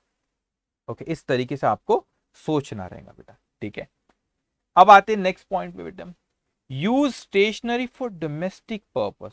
अब आप सोचो बेटा, स्टेशनरी की दुकान है, तो स्टेशनरी कहां से यूज करें, अपनी दुकान से। अब ट्रांजेक्शन को अच्छे से समझना, ये है हमारा क्रिएटिव स्टोर। जब CS लिखते हो ना क्रिएटिव स्टोर से, ये बिजनेस है हमारा, ये बिजनेस है। इसको मैं शॉर्टकट CS भी लिख सकते हो, बिजनेस है, जगह नहीं है तो आप CS भी लिख सकते हो, क्रिएटिव स्टोर जो कि बिजनेस है। बिजनेस ने सौरभ को, है ना, use stationery for domestic purpose, personal खर्चे, डोमेस्टिक, तो ऑब्वियसली पर्सनल के लिए किसको दिया, सौरभ को बोल, सौरभ, ठीक है। अब सौरभ को उसने गुड्स दिया, स्टेशनरी में क्रिएटिव स्टोर डील करता, ओनर है सौरभ। कौन है बेटा, ये ओनर है। तो ओनर को उसने स्टेशनरी दिया। अब ख्याल रखना बेटा, जो बिजनेस में जनरली जब भी ओनर अपने पर्सनल चीजों के लिए बिजनेस में से कोई चीज लेके जाता है, उसको ड्रॉइंग्स कहते हैं। क्या कहते हैं बेटा, ड्रॉइंग्स। अब कहते थे आपके कुछ पेरेंट्स होंगे जो जॉब करते होंगे तो उनको सैलरी आती है, लेकिन कुछ लोग ऐसे होंगे बेटा जो बिजनेस करते हैं आपके पेरेंट्स, तो उनको सैलरी तो नहीं आती, तो बिजनेस में से पैसा लेते या कोई गुड्स उठाते, कोई ना कोई बिजनेस में से चीजें लेते। तो उसने यहाँ पे स्टेशनरी लेके गया, तो वो एक गुड्स उसने लेकर गया बेटा, ठीक है। अब मेरे को बताओ, उसके बदले में सौरभ को भी तो कुछ बिजनेस को देना पड़ेगा, क्योंकि मैंने ही आपको थोड़ी देर पहले बताया कि बिजनेस अलग है और ओनर अलग। बात तो बिल्कुल सही है बेटा, बिजनेस अलग है और ओनर अलग है बेटा, ठीक है। तो ओनर ने यहां से बिजनेस में से गुड्स लेके के स्टेशनरी लेकर चले गए, ठीक है। अब मेरे को बताओ, उस सौरभ को भी तो बिजनेस को कुछ देना पड़ेगा। हाँ, आप पढ़ोगे, कॉमर्स वाले समझ जाएंगे, साइंस वाले बिल्कुल भी घबराना मत बेटा, बिल्कुल भी नहीं घबराना, आगे आप डिटेल में सारी चीज आएंगी जब जर्नल पे आऊंगा मैं। मगर सौरभ को भी तो कुछ देना पड़ेगा ना भाई, तुमने स्टेशनरी बिजनेस की उठा ली, तुम लोग दो सेपरेट लोग माना जाता है। तो भाई ऐसा हुआ यहाँ पे कि सौरभ ने जब बिजनेस शुरू करा होगा, जो बिजनेस में पैसा लगाते हैं उसको कैपिटल कहते हैं। भी थोड़ी देर पहले बिजनेस एंटिटी कंसेप्ट में भी मैंने आपको बोला था, उसको क्या कहते हैं बेटा, कैपिटल कहते हैं, जो ओनर पैसा लगाता है। तो अब उसने क्या किया, बिजनेस में से पैसा लेके चले गया। अब मैं आपको बताता हूं, आप ओनर हो, मैं बिजनेस हो, आपने पैसा बिजनेस में लगाए, तो बेटा क्या हुआ, बिजनेस में पैसा लगाए। अब बिजनेस के लिए जो आपने बिजनेस में पैसा लगाए, आपने बिजनेस में पैसा जो लगाए, आप सौरभ है मान लो, आपने बिजनेस में पैसा लगाए बेटा, तो क्या हो गया, ये बिजनेस के लिए लाइबिलिटी, क्योंकि मेरे को आगे चल के वापस करना है, क्योंकि आप एक अलग हो, मैं एक अलग हूं, तो मुझे आपको पैसा वापस करना है। अब क्या हुआ, मेरे को पैसा वैसे ही आपको कुछ वापस करना है। अब आपने बिजनेस में से कोई अपने पर्सनल इसके लिए ले गए, तो मैं बोलूंगा चल लाओ पैसा, लाओ पैसा लाओ, आपने स्टेशनरी बिजनेस में से लेकर चले गए, लाओ पैसा लाओ। तो आप बोलेंगे अरे बिजनेस, आप मेरे को बोलते अरे बिजनेस, मैं तुझे क्यों पैसा दूं, क्योंकि ऑलरेडी मैंने बिजनेस में पैसा लगा के रखा हो, कैपिटल, वो उसी में से एडजस्ट कर लेना। मुझे भी तो आपने जो कैपिटल बिजनेस में लगाया, मुझे भी तो आपको उसका पैसा वापस करना है, और जो आपने गुड्स लेके गए उसका पैसा मुझे आपसे लेना है। तो आप बोलते हैं कि बिजनेस, मैं तुझे क्यों पैसा दूं, ऑलरेडी मैंने तेरे इसमें बहुत पैसा इन्वेस्ट करके रखा हूं, तुझे ऑलरेडी वो पैसा मुझे वापस करना है, उसी में से एडजस्ट कर ले। तो जो पर्सनली इसके लिए लेके जाते हैं उसको ड्रॉइंग्स कहते हैं बेटा, और वो ड्रॉइंग्स बिजनेस के में जो बिजनेस को जो ओनर को पैसा वापस करना रहता है उसमें एडजस्ट कर लेते हैं वो। तो जो ओनर का अकाउंट बिजनेस में मेंटेन करता जो पैसा रहता है उसको कैपिटल अकाउंट कहते हैं, ठीक है। तो जो उसने पर्सनली उसके लेके गया उसको ड्रॉइंग्स कहते हैं। तो वो ड्रॉइंग्स हुआ तो उसके बदले में मैं आपसे पैसा लेना चाहिए, लेकिन आप बोलते हैं कि भाई साहब पहले ऑलरेडी मैंने बिजनेस में इन्वेस्ट कर रखा हूं, वो पैसा बिजनेस को वैसे ही ओनर को वापस करना है, तो उसमें एडजस्ट कर लो, उसमें से कम दे देना, उसमें से काट लो पैसा, ऐसा बोलता है। आपका पहले पैसा जमा है बिजनेस में, आपने पहले इन्वेस्ट कर रखे हो बिजनेस में पैसा, तो आप बोले चल उसमें से काट लेना पैसा, ऐसा कहते हो, तो उसमें से काट लेना, हिसाब कर लेना, तो ठीक है सर, जो पैसा आपने बिजनेस में लगा उसमें से काट लूंगा। तो ये एडजस्ट होता है, विल एडजस्ट इन, यहां पे लिख देता हूं मैं, will adjust in capital account. जो ओनर का अकाउंट उसको कैपिटल अकाउंट कहते हैं बेटा, कौन सा अकाउंट होता है, कैपिटल अकाउंट है। तो will adjust in capital account, okay. अब मेरे को बताओ यहां पे कौन सी दो पार्टी, कौन सी दो पार्टी बेटा बताओ, एक क्रिएटिव स्टोर है और दूसरी सौरभ है। मतलब ये बिजनेस की बुक्स में भी रिकॉर्ड होगा बेटा, और ये सौरभ की बुक्स में भी ये ट्रांजैक्शन रिकॉर्ड होगा। तो दोनों ओनर की बुक्स में भी रिकॉर्ड होगा और बिजनेस की बुक्स में भी ये रिकॉर्ड होगा, ठीक है। तो ऐसे अंडरस्टैंडिंग होना, नहीं तो अपन तो क्या फट फट फट फट में तो कब से कर लेता था ये, है ना, यस नो करके 2 मिनट में क्वेश्चन खत्म कर देता था। नहीं, अच्छे से समझो। अब आप देखो आपके नोट्स में एफ पॉइंट क्या कह रहा है, stationery given from shop to IP Store. अब देखो यहाँ पे स्पेसिफिकली बोला शॉप में से स्टेशनरी दी, आईपी स्टोर को एक पार्टी होगी, from utensils taken for home. अरे ये क्या बात हुई, देखो अब इसको समझना अच्छे से बेटा। क्या हुआ कि ये क्रिएटिव, बेटा जगह नहीं है ना तो मैं ऐसे क्रिएटिव स्टोर ऐसा लिख रहा हूं। अब आप समझ जा रहा है, CS मतलब क्रिएटिव स्टोर, बिजनेस है हमारा। अब बिजनेस ने स्टेशनरी दिया एक दूसरी पार्टी को, उसका नाम है IP स्टोर। स्टेशनरी दिया तो वो हमारी, ठीक है, ये स्टेशनरी दिया तो उसमें इसका बिजनेस है तो उसको गुड्स कहते हैं। जिस चीज में आप डील करते हैं ना उसको गुड्स कहते हैं बेटा। तो ये स्टेशनरी था, हमने इसमें से बेटा दिए उसको गुड्स दिया IP स्टोर को। अब IP स्टोर ने हमको या तो पैसे अभी देना था, ये बोलना था बाद में देता हूं, तो फिर राइट टू रिसीव हो जाता था। लेकिन क्या हुआ, जब वो पैसा वापस करने लगा ना, पैसा जब वो वापस करने लगा तो वो बिजनेस तक आया ही नहीं, क्रिएटिव स्टोर तक पैसा आया ही नहीं बेटा। बीच में हमारे सौरभ भैया थे, तो पहली चीज उसने वापस जो किया वो बिजनेस को नहीं किया, ओनर फ्रॉम वो यूटेंसिल टेकन फॉर होम, मतलब ये दुकान वाले ने यूटेंसिल्स दिया, वो जो बर्तन ये सब होते हैं यूटेंसिल्स दिया बेटा, उसका यूटेंसिल्स का बिजनेस होगा। तो सपोज मैं वो क्रिएटिव स्टोर, मैंने आपको स्टेशनरी दिया IP स्टोर को। अब आपने उसके बदले में मेरे को पैसा नहीं दिया, आपने उसके बदले यूटेंसिल दिया, और यूटेंसिल जब देने लगे तो बिजनेस में नहीं आया वो यूटेंसिल, वो किसको दे दिया आपने, ओनर को दे दी। तो वो ओनर को दे दिए तो बिजनेस में तो आया ही नहीं बेटा, तो वो ओनर भी उसमें इन्वॉल्व हो गया। तो यहाँ पे मैंने आपको दिया था और आपने मुझको ना देते, वो एक तो पैसा नहीं दिया, आपने यूटेंसिल दिया, वो भी किसको दिए, मेरे को नहीं दिया, किसको दिए बेटा, ओनर को दे दी। For home, taken for home, घर के लिए, तो घर के लिए ओनर के घर के लिए गया हो, उसने स्टेशनरी शॉप में से किसको दिया, IP स्टोर को, और रिटर्न में IP यूटेंसिल दे दिया ओनर को। तो इसमें बिजनेस भी इन्वॉल्व है बेटा और ओनर भी इन्वॉल्व है, तो इसीलिए ये ट्रांजैक्शन दोनों की बुक्स में रिकॉर्ड होगा। कैसे रिकॉर्ड होता है बाद में सीखेंगे ना अपन, थोड़े 1-2 सेशन बाद जर्नल में सिखाऊंगा ना आपको, लेकिन किसके बुक्स में रिकॉर्ड होगा, दोनों के बुक्स में। ठीक है, ओके।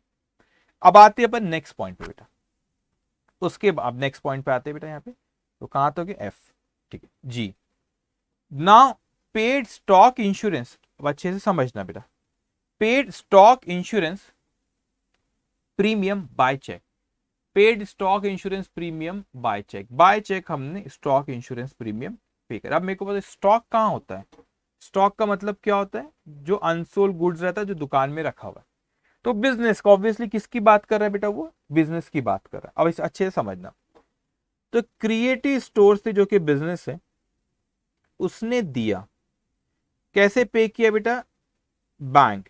आप बाय चेक मतलब कहां से गया, बैंक से, तो बैंक नहीं दिया, मैं बार बार कह रहा हूं, इसको ऐसा नहीं रीड करना कि बैंक दिया, बैंक में से हमारे बैंक अकाउंट में से पैसा गया, ठीक है, चेक मतलब बैंक से हुआ है। फिर अब ये कोई पार्टी होंगी, अब वो पार्टी में हमने इंश्योरेंस निकाले, इंश्योरेंस समझता है रिस्क कवर करता है, कभी आग लग गई बिजनेस में, स्टॉक जल गया बेटा, अगर स्टॉक जल गया तो फिर क्या होगा आपका, स्टॉक जल गया अगर हमारा तो क्या होगा, नुकसान हो जाएगा ना हमारा, तो नुकसान हो जाएगा बेटा यहाँ पे। तो फिर इसीलिए क्या करते हैं कि वो नुकसान हो गया तो हम रिकवर करते हैं इंश्योरेंस कंपनी से, जब हम इंश्योरेंस पॉलिसी निकालते हैं तो उसको जो हम पैसा देते हो रिस्क कवर करने, उसको इंश्योरेंस प्रीमियम कहते हैं बेटा। तो इंश्योरेंस पार्टी है, तो अब इसने बेटा ये जो कंपनी होगी कोई, वो इंश्योरेंस कंपनी है कोई, ये कोई इंश्योरेंस कंपनी होगी, ठीक है। अब पैसा तो मैंने दिया बैंक से, उसके बदले में उन्होंने मेरे को क्या दिया बेटा, उसके बदले उन्होंने मेरे को बेनिफिट दिए ना, क्या बेनिफिट दिए, रिस्क कवर करे, अगर आग लग जाती है तो वो भरपाई करके देंगे, आग लग जाए या कोई और तरीके से नुकसान है तो वो भरपाई करके देंगे, तुमने बेनिफिट। तो यहाँ पे बताओ कौन सी दो पार्टी इन्वॉल्व है, एक क्रिएटिव स्टोर है और एक बाहर वाली, सौरभ इसमें इन्वॉल्व नहीं है, बिजनेस। तो ये किसकी बुक्स में रिकॉर्ड होगा बेटा, ये बिजनेस की बुक्स में रिकॉर्ड होगा, सौरभ की बुक्स में रिकॉर्ड नहीं। समझ में आई चीज बेटा आपको, बिजनेस की बुक्स में रिकॉर्ड होगा, सौरभ की बुक्स में रिकॉर्ड नहीं होगा। अब अपन आगे बढ़ते बेटा नेक्स्ट पॉइंट पे, H पॉइंट पे, वो कहता है अच्छे समझना, wife life insurance premium ₹200 pay to LIC from Creative Store. अब क्रिएटिव स्टोर तो एक नेचुरल ह्यूमन बींग नहीं आपकी मेरी तरह, वो एक तो एक आर्टिफिशियल पर्सन है, अकाउंटिंग की दुनिया में उसकी भी एक आइडेंटिटी होती है, वो आपकी मेरी तरह चल नहीं सकता, लेकिन एक आइडेंटिटी है उसकी भी। अब मेरे को बताओ बेटा, कोई क्रिएटिव बिजनेस की तो कोई वाइफ नहीं होगी ना, वो वाइफ किसकी है, वो सौरभ की वाइफ है। तो उसका उसके LIC का पैसा ₹200 पे करा गया, कहां से पे किया, फ्रॉम क्रिएटिव स्टोर, मतलब सौरभ की वाइफ की LIC का पैसा बिजनेस में से पे करा है। तो देखो बेटा यहाँ पे मैं समझाता आपको, ये है क्रिएटिव स्टोर, यहां से पैसा पे करा गया बेटा, यहां से पैसा पे करा गया LIC को, ठीक है। अब LIC ने ये पॉलिसी बिजनेस की कोई थोड़ी ना निकाला, LIC ने पॉलिसी किसकी निकाला बेटा, सौरभ की वाइफ को। तो ये बेनिफिट किसको मिला बेटा, सौरभ की वाइफ को। तो आप बोलेंगे सर सौरभ की वाइफ को मिला तो सौरभ कहां से आ गया, तो घर चलाने की जिम्मेदारी तो generally, I am saying not generally, एक हस्बैंड है जनरली उसकी जिम्मेदारी रहती है, ठीक है। अब वो जिम्मेदारी रहती है बेटा तो ऑब्वियसली उसकी पर्सनल एक्सपेंस उसकी वाइफ का हो गया, बच्चों का हो गया, वो सारे की सौरभ का ही जिम्मेदारी है। तो उनके लिए जो खर्चा बिजनेस में से जा रहा है तो वो कौन रिकॉर्ड करेगा, सौरभ। तो इसका मतलब बेटा ये यहां पे कौन सी दो पार्टी इन्वॉल्व हो गई, एक हो गई सौरभ, LIC तो है, सॉरी क्रिएटिव स्टोर और सौरभ दोनों है बेटा। तो ये बिजनेस की बुक्स में भी रिकॉर्ड होगा और सौरभ की बुक्स में भी रिकॉर्ड। ओके चलिए, अब उसके बाद आते बेटा अपन सेंड कैश टू बैंक। अब आपको बताता है वो कि सेंड कैश टू बैंक, समझना। अब थोड़ा अजम्पशन लेना चाहिए, कैश बैंक में जमा कराते ना, बैंक में हम कैश को क्या करते बेटा, जमा कराते। जब हम कैश बैंक में जमा कराते तो नॉर्मली वो कैश कौन जमा कराता होगा, कौन जमा कराता है, क्या बिजनेसमैन डेली पैसा बैंक में जमा कराता, वो नॉर्मल लगता है कि एक साधारण अपना जो घर है वो घर पे से अपन रोज जाते, घर पे जो पैसा थे जा बैंक में जमा करा, जा बैंक में जमा करा, वो करते। तो ज्यादा नॉर्मल आपको क्या लगता है, बिजनेस का पैसा, बिजनेस में ऐसा होता है कि रोज कैश सेल होता है, वो कैश को फिर बैंक में जमा कराते जाके बेटा, दैट इज नॉर्मल। तो सेंड कैश टू बैंक, तो ये ज्यादा नॉर्मल क्या लगता है, सौरभ ने कैश भेजा कि बिजनेस ने कैश भेजा, बिजनेस ने कैश भेजा। तो घर में ऐसा आप खुद सोचो, आपके घर पे ऐसा होता है कि रोज जाओ बैंक में पैसा जमा करो, बिजनेस का पैसा बैंक में जमा होता है फ्रीक्वेंटली, पर्सनल नहीं होता तो घर पे रखते अपन, कभी कभार कर देते, घर पे ज्यादा पैसा हो गया तो कर दो, वो रेयरली होता है। नॉर्मल क्या बिजनेस का पैसा होता था, ऐसा सोचना है आप, इसको बोलते हैं इंटरप्रिटेशन रूल। अब क्या होता है कि क्रिएटिव स्टोर है बेटा, उसने बैंक में पैसा जमा कराया, कैश भेजा बैंक में, ठीक है, बैंक में पैसा जमा है। अब आप बोलोगे सर अभी सोचने की ऐसी आदत है बेटा आपको, तो कि यहां पे सर बैंक ने हमारे लिए क्या किया, बैंक ने हमारे लिए क्या किया, आपने पैसा बैंक में भेजे, अपने बैंक अकाउंट में जाके पैसा जमा करा दिए, तो भाई बैंक ने हमारे लिए क्या किया। तो मैं आपको हिंदी में लिखता हूं, जान के आपको समझ में आना चाहिए। बैंक ने हमारे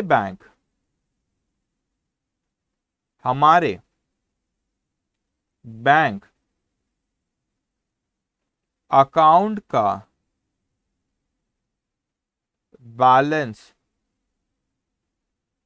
बढ़ा दिया।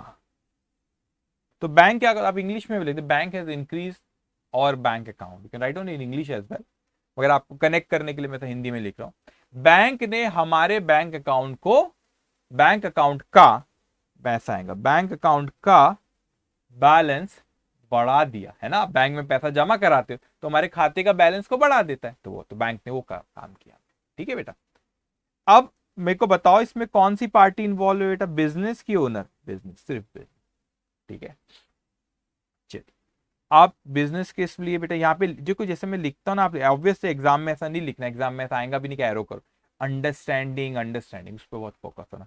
तो बिजनेस की बुक्स में आएगा बेटा और हमारे ये बुक में नहीं आएगा, ओनर की बुक में नहीं आएगा, ठीक है। अब अपन आगे बढ़ते बेटा, आगे क्या कहते हैं हमसे, ठीक है, नेक्स्ट पॉइंट पे आता हूं। एक्सचेंज ओल्ड डोमेस्टिक, अल्फाजों को ध्यान दो बेटा, domestic furniture for new furniture for shop. आपने एक्सचेंज करे एक डोमेस्टिक फर्नीचर घर का for new furniture for shop, मतलब क्या हुआ बेटा, अब क्या हुआ यहां पे हमारे पास कि भाई यहां पे एक क्रिएटिव स्टोर था, क्रिएटिव स्टोर ने फर्नीचर दिया, ठीक है, exchange old furniture for new furniture for shop, sorry creative furniture में तो आया है वो, एक सौरभ था बेटा, सौरभ था बेटा, ओनर जो है उसने अपने ओल्ड फर्नीचर, घर के फर्नीचर को, डोमेस्टिक फर्नीचर में ऐसे लिखता हूं, डोमेस्टिक ओल्ड फर्नीचर जो सौरभ का था, दुकान का नहीं है, ओल्ड फर्नीचर जो सौरभ का था बेटा, उसने कोई पार्टी को दिया। यहाँ पे पार्टी का नाम नहीं दिया, exchange old furniture for shop, यहाँ पे पार्टी का नाम नहीं दिया बेटा, जो भी पार्टी होगी बेटा, तो कोई पार्टी को दिया और उस पार्टी ने एक्सचेंज में हमको न्यू फर्नीचर दी। एक्सचेंज में उसने क्या दिया हमको? न्यू फर्नीचर दिए बेटा। और वो न्यू फर्नीचर सौरभ, क्या हुआ यहाँ पे, वो न्यू फर्नीचर कहां पर आया बेटा? वो शॉप में आ गया। मतलब सौरभ को नहीं दिया उसने, किसको दिया? हमारी दुकान में आ गया। हमारी शॉप मतलब अपनी है, शॉप मतलब हम है, क्रिएटिव स्टोर ये हमारी शॉप में। तो उसने, सौरभ ने अपने घर का ओल्ड फर्नीचर दिया और वो फर्नीचर नया वाला दूसरी पार्टी ने हमको दे दिया। किसको दे दिया बेटा? हमको दे दिया उसने। ठीक है, तो यहाँ पे चीज हमको मतलब शॉप में आ गया। तो इसमें कौन सी दो पार्टी इन्वॉल्व है? एक सौरभ और एक क्रिएटिव स्टोर, मतलब दोनों इन्वॉल्व है। एक दूसरी पार्टी तो है बाहर वाली जिसे एक्सचेंज करवाया हमने। तो ये क्या होगा? ये दोनों की बुक में ये ट्रांजेक्शन आएगा, क्योंकि दोनों इस ट्रांजेक्शन में इन्वॉल्व है। तो हमेशा ट्रांजेक्शन में मिनिमम, मैं लिखता हूँ मिनिमम 2 पार्टीज यहाँ पे, but sometime it may be more than 2 party. ठीक है, तो यहाँ पे कौन सी है? सौरभ और क्रिएटिव स्टोर, हम तो उनकी बात कर रहे हैं। ओके, अब आता हूं नेक्स्ट इस पे बेटा। Borrowed ₹10,000 from Mrs Saurabh. देखो मैंने हाईलाइट करके रखा यहाँ पे, इसको रेड कलर से करा। आपके नोट्स में मिस्टर सौरभ लिखा है अगर, तो करेक्ट कर लो, उसको मिसेस सौरभ कर लो। नोट्स में अगर मिस्टर सौरभ है तो एस लगा लेना, मिसेस सौरभ कर लेना उसको। ठीक है, borrowed ₹10,000 from Mrs Saurabh at the rate of 9% per annum for shop. तो क्रिएटिव स्टोर है बेटा, ये क्रिएटिव स्टोर है, उसने पैसे दिया, बोरोव्ड करे बेटा। अब बोरोड हो सकता है कि वो उसने जो लिया, हो सकता है कि बैंक से दिए, हो सकता है कि कैश दे दिया। हम मानते चलो कैश में दिया, मगर ये दिया किसने? सौरभ ने नहीं दिया। आप अपने नोट्स में करेक्ट कर लेना, मिस्टर सौरभ लिखा तो उसको मिसेस सौरभ कर लेना। सौरभ की वाइफ ने दी बेटा। अभी जो सौरभ की वाइफ ने दी बेटा, अब इसके बदले में ऑब्वियसली बेटा हम उसको, सौरभ की वाइफ ने दिए। ओके, अब बाद में क्या आएंगे? हम उसको लोन लिए, किसने लिया बेटा? बिजनेस ने लिया। देख फॉर शॉप तो होता ना कभी यार पैसा नहीं है बिजनेस में, तो वाइफ से लोन लिया, बिजनेस ने वाइफ से लोन लिया बेटा। तो क्रिएटिव स्टोर ने लोन लिया सौरभ की वाइफ से, और ऑब्वियसली लाइबल टू पे आगे चल के वो कहेगा कि मिसेस सौरभ को लाइबल टू पे, क्रिएटिव स्टोर लाइबल टू पे टू मिसेस सौरभ, आगे चल के लाइबल टू रीपे। लोन लेते ना अपन तो रीपे करता, लाइबल टू रीपे। ठीक है, अब मेरे को बताओ यहाँ पे सौरभ इन्वॉल्व है कि नहीं? सौरभ की वाइफ इन्वॉल्व है, सौरभ इन्वॉल्व नहीं। वो लोन सौरभ से नहीं लिया गया बेटा, सौरभ की वाइफ से लिया गया। ठीक है, तो बिजनेस की बुक्स में आएगा और सौरभ की बुक्स में नहीं आएगा। सौरभ की बुक्स में बेटा वो नहीं आएगा, सौरभ की वाइफ की बुक्स में आएगा, क्योंकि उसकी वाइफ से लोन लिया। ठीक, ओके, डन। ओके, अब आओ बेटा अपन नेक्स्ट ट्रांजेक्शन पे आते हैं। L, withdraw from shop for domestic use ₹200। Personal खर्चों के लिए, डोमेस्टिक यूज के लिए 200 रुपए शॉप से विड्रॉ करें। तो क्या होगा? ये क्रिएटिव स्टोर है बेटा, तो विड्रॉ किसने किया होगा पर्सनल के लिए? ऑब्वियसली सौरभ ने, ओनर ही करेंगे ना शॉप से, सौरभ ने। तो उसने विड्रॉ किया कैश। अब उसके बदले में भाई बिजनेस से पैसा ले गया, तो सौरभ ने क्या दिया? सौरभ ने पहले इन्वेस्ट कर रखा है, तो सौरभ क्या बोलेगा? मैंने पहले जो पैसा लगा उसमें से काट लेना। तो वो काट लेना मतलब कैपिटल अकाउंट होता है उसका, उसको कैपिटल अकाउंट बोलते हैं, will adjust in capital account. लेकिन जो पर्सनल यूज के लिए लेके जाता है उसको कहते हैं ड्रॉइंग से बेटा, और वो ड्रॉइंग को फिर कैपिटल अकाउंट में एडजस्ट करते सिखाऊंगा आगे आपको, डोंट वरी। अब मेरे को बताओ बेटा कौन सी दो पार्टी यहाँ पे इन्वॉल्व है? यहाँ पे क्रिएटिव स्टोर और सौरभ। तो ये दोनों की बुक्स में रिकॉर्ड होगा, दोनों की बुक्स में रिकॉर्ड होगा बेटा। ओके, चल डन। अब उसके बाद आते बेटा अपन लास्ट पॉइंट हमारा। देखो अराउंड 1 आवर हो गया, हम यहीं पे एक कुछ, मगर अंडरस्टैंडिंग इज इंपॉर्टेंट। ठीक है, समझना बहुत important. Paid salaries of domestic servant from shop. Domestic, घर का जो नौकर था उसकी पगार दुकान में से दिया गया। तो बेटा दुकान में से दिया गया, तो क्या क्रिएटिव स्टोर ने पेमेंट दिया डोमेस्टिक सर्वेंट को, कैश पे करा डोमेस्टिक सर्वेंट को, घर का जो था, शॉप का सर्वेंट नहीं था, domestic servant, okay sorry, domestic servant को।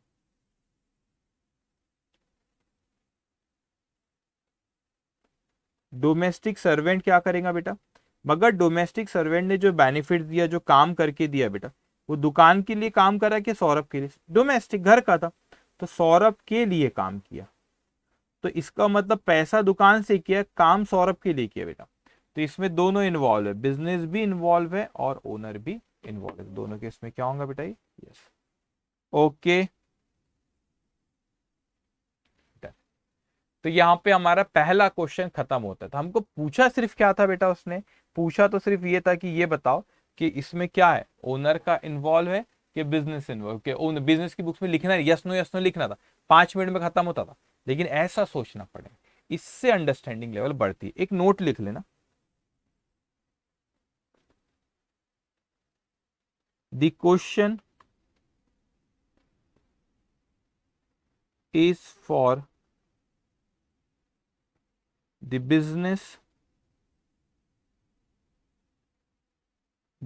बुक्स ओनली, बिजनेस की बुक्स में, बुक्स मतलब अकाउंटिंग बुक्स जो होती, books only, but we have added personal books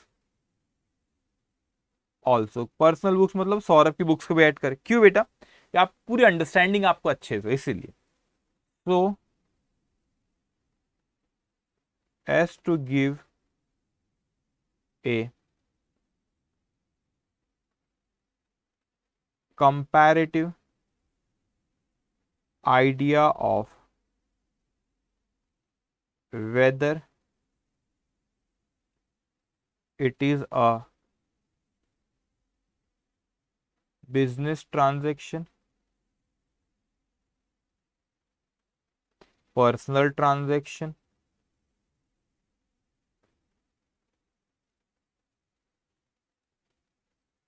or both, or both. Okay, तो यहाँ पे हमारा क्वेश्चन नंबर 1 खत्म होता है। सेकंड भी कर लेते हैं, ठीक है, जल्दी, वो जल्दी होगा, ठीक है, तो बिना टाइम वेस्ट करे अब अपन सेकंड भी कर लेते हैं बेटा। ओके, और हमेशा एक और चीज ख्याल रखना है, ठीक है, अंडरस्टैंडिंग बढ़ाओ अपनी, कि हमेशा ये मानना, कोई चीज पे करे तो बिजनेस का खर्चा बिजनेस के अकाउंट से क्या होगा, पर्सनल खर्चा पर्सनल अकाउंट से क्या होगा ओनर के। लेकिन अगर बोला आपको अनलेस अदरवाइज स्पेसिफाइड, तो आप हमेशा ये मानोगे बिजनेस का खर्चा बिजनेस में से गया, ओनर का खर्चा ओनर ने दिया, पर्सनल खर्चा आई मीन पर्सनल इससे गया। लेकिन स्पेसिफाई करा नहीं, ओनर का खर्चा बिजनेस में से गया, या बिजनेस का कोई खर्चा ओनर ने पे किया, तो फिर अपन वो मानेंगे। लेकिन हमेशा नॉर्मली क्या मानना, बिजनेस का खर्चा बिजनेस से, ओनर का खर्चा ओनर ने दिया। लेकिन बोला कि ओनर का खर्चा बिजनेस ने पे किया तो हम वो मानेंगे, या बिजनेस का खर्चा ओनर ने दिया तो वो मानेंगे, फिर जैसा बोला आपको। अगर कुछ नहीं बोला तो हमेशा क्या सोचना बेटा, नॉर्मल, ये चीज ख्याल रखेंगे, ठीक है। अब आ जाओ यहाँ पे हमारा क्वेश्चन नंबर 1 खत्म होता। अब आपके नोट्स में देखो क्वेश्चन नंबर 2 होगा, ठीक है, अभी जल्दी होगा बेटा, इसको इतना समय नहीं लगना चाहिए, ठीक है। अब आओ यहाँ पे जल्दी से, Manoj carries on business as a cloth dealer, state which of the following are transaction to be recorded in his business book. Same बेटा, बिजनेस बुक पूछा है पिछले क्वेश्चन जैसे, पूछा क्या है बेटा उसने, बिजनेस बुक्स पूछा है बेटा उसने, ठीक है। लेकिन अपने को क्या करना रहेगा, ये अपन वैसे ही करेंगे, दो इतने ट्रांजेक्शन है आपके सारे जे तक के, तो यहाँ पर अपन इसको करेंगे, एक एक पढ़ेंगे और लिखते जाऊंगा। तो पिछले जैसे ही आपको यहाँ पे ऐसा रिकॉर्ड करें, जो हाईलाइट करके रखा सेकंड कॉलम, वो नहीं लिखना है आपको, क्यों, क्योंकि ऑलरेडी क्वेश्चन प्रिंटेड है, वो मेरे रेफरेंस के लिए कि रीड करके वहीं पे मैं करूँ, ठीक है। अब यहाँ पे लिखोगे to be recorded in the books of, to be recorded in the books of, किसकी बुक्स में, क्लॉथ स्टोर, यहाँ पे उसका बिजनेस का नाम नहीं दे, क्लॉथ डीलर है तो कोई क्लॉथ की स्टोर, कपड़ों का, वहां पे स्टेशनरी का बिजनेस है, यहाँ पे किसका बिजनेस है बेटा, कपड़ों का, तो वो कपड़ों के बिजनेस है, क्लॉथ स्टोर बिजनेस, और मनोज उसका ओनर है बेटा, ठीक है। तो जल्दी से इसको ड्रॉ करेंगे बा रुकता हूँ मैं 2 मिनट, 1 आध मिनट रुकता हूँ, फिर शुरू करता हूँ, ठीक है, कितना टाइम, ठीक है, वी हैव टाइम, ठीक है, ये जल्दी होंगे क्वेश्चन।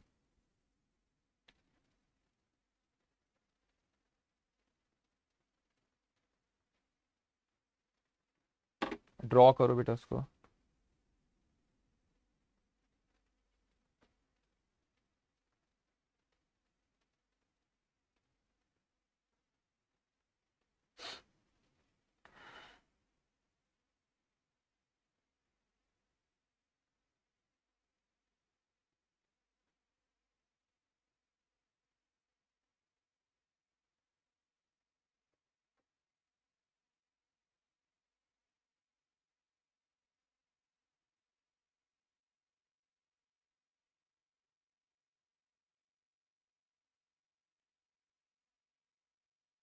ओके, ड्रॉ किए बेटा आप लोगों ने। चलो अब अपन इसको शुरू करते हैं बेटा।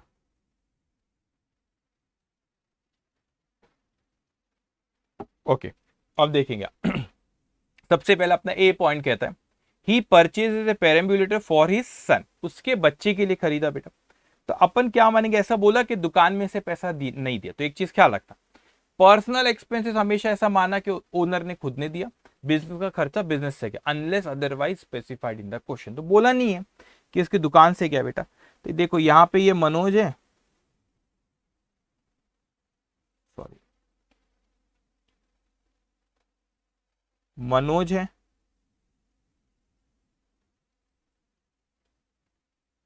और ये मनोज ने क्या बेटा, ये खरीदा उसने अपने बच्चे के लिए।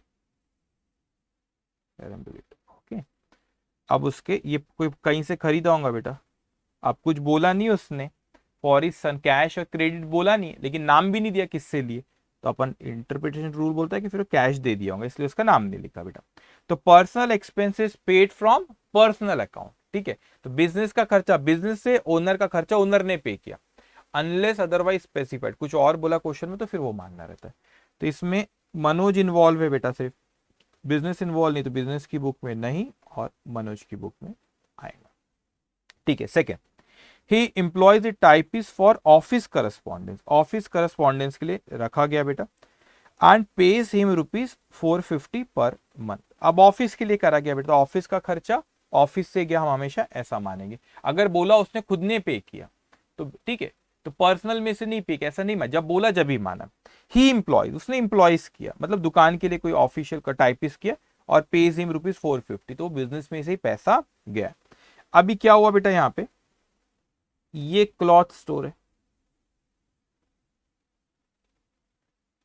उसमें कोई बेनिफिट, वो टाइपिस्ट है, कोई पार्टी होंगी, वो कोई टाइपिस्ट है ना जो वो बेनिफिट दे रहा है, हमारा काम करके दे रहा है, और बिजनेस में से उसको क्या हो रहा है बेटा, पैसे आ रहा है। तो office expenses paid from office account, please इसको ऐसा इंटरप्रेट नहीं करना कि उसने पे किया, उसने एम्प्लॉय किया और बिजनेस में से गया बेटा। एंड पेज हिम रुपीज, तो बिजनेस का खर्चा बिजनेस में से गया। अगर वो बोलता page him ₹450 per month from his personal account, from his personal account, तो बोलता कि बिजनेस का खर्चा उसने पर्सनल अकाउंट से दिया। फ्रॉम हिज पर्सनल अकाउंट बोला क्या, नहीं, तो ऐसे ही मानेंगे कि बिजनेस में से गया। तो बिजनेस की बुक यहाँ पे क्लॉथ स्टोर आया है बेटा, यहाँ पे यस, यहाँ पे फिर क्या होगा बेटा, ओके। अब आगे बढ़ते हम।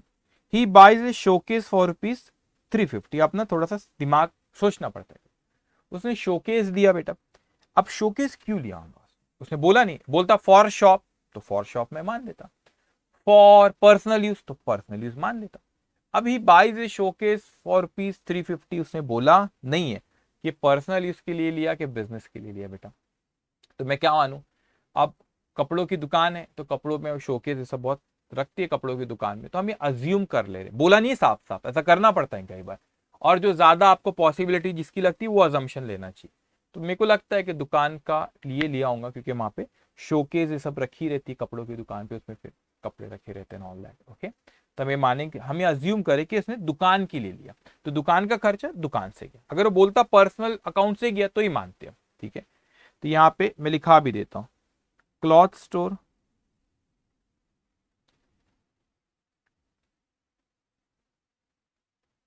इसने कोई पार्टी से ये शोकेस लिया, ठीक है, और पेमेंट भी बिजनेस से ही किया। तो हम ये मान रहे कि शोकेस किसके लिए लिया बेटा, बिजनेस के लिए, बल्कि मैं लिख देता हूं ये, ठीक है। Office asset paid from office account, office के लिए कोई एसेट लिया और ऑफिस से पे करे, लिख लेते हैं। assumed showcase assumed that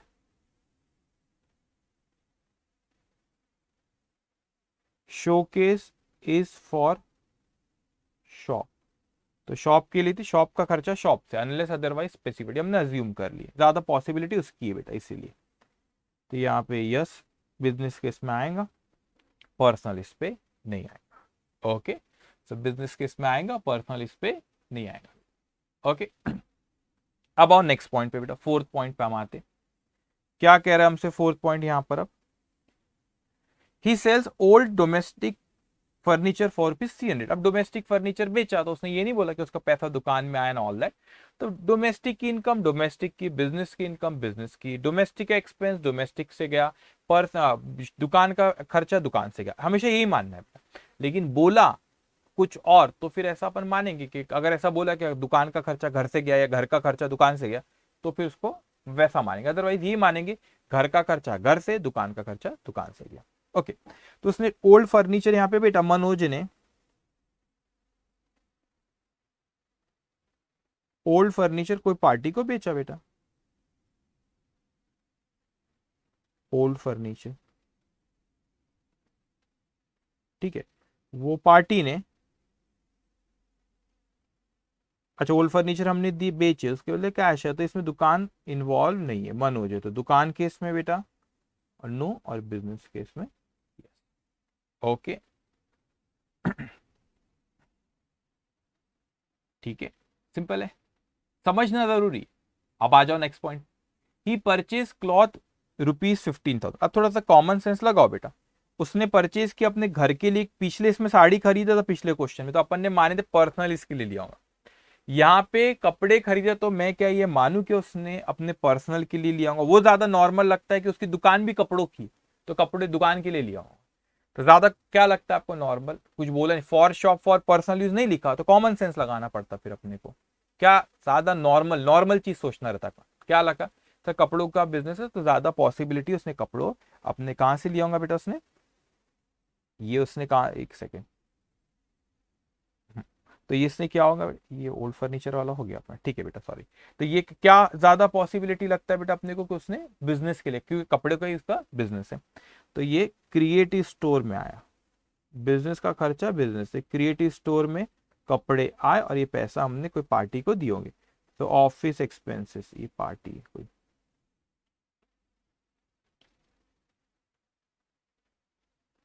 तो यहाँ पे अपने पास गुड्स आए, क्योंकि उसका बिजनेस ही उसी का है ना, इसलिए उसको गुड्स कहते हैं, जिस चीज में बिजनेस करते, क्लॉथ में बिजनेस है इसका, तो वो क्लॉथ उसके लिए गुड्स है, उसके बदले पैसा पे कर।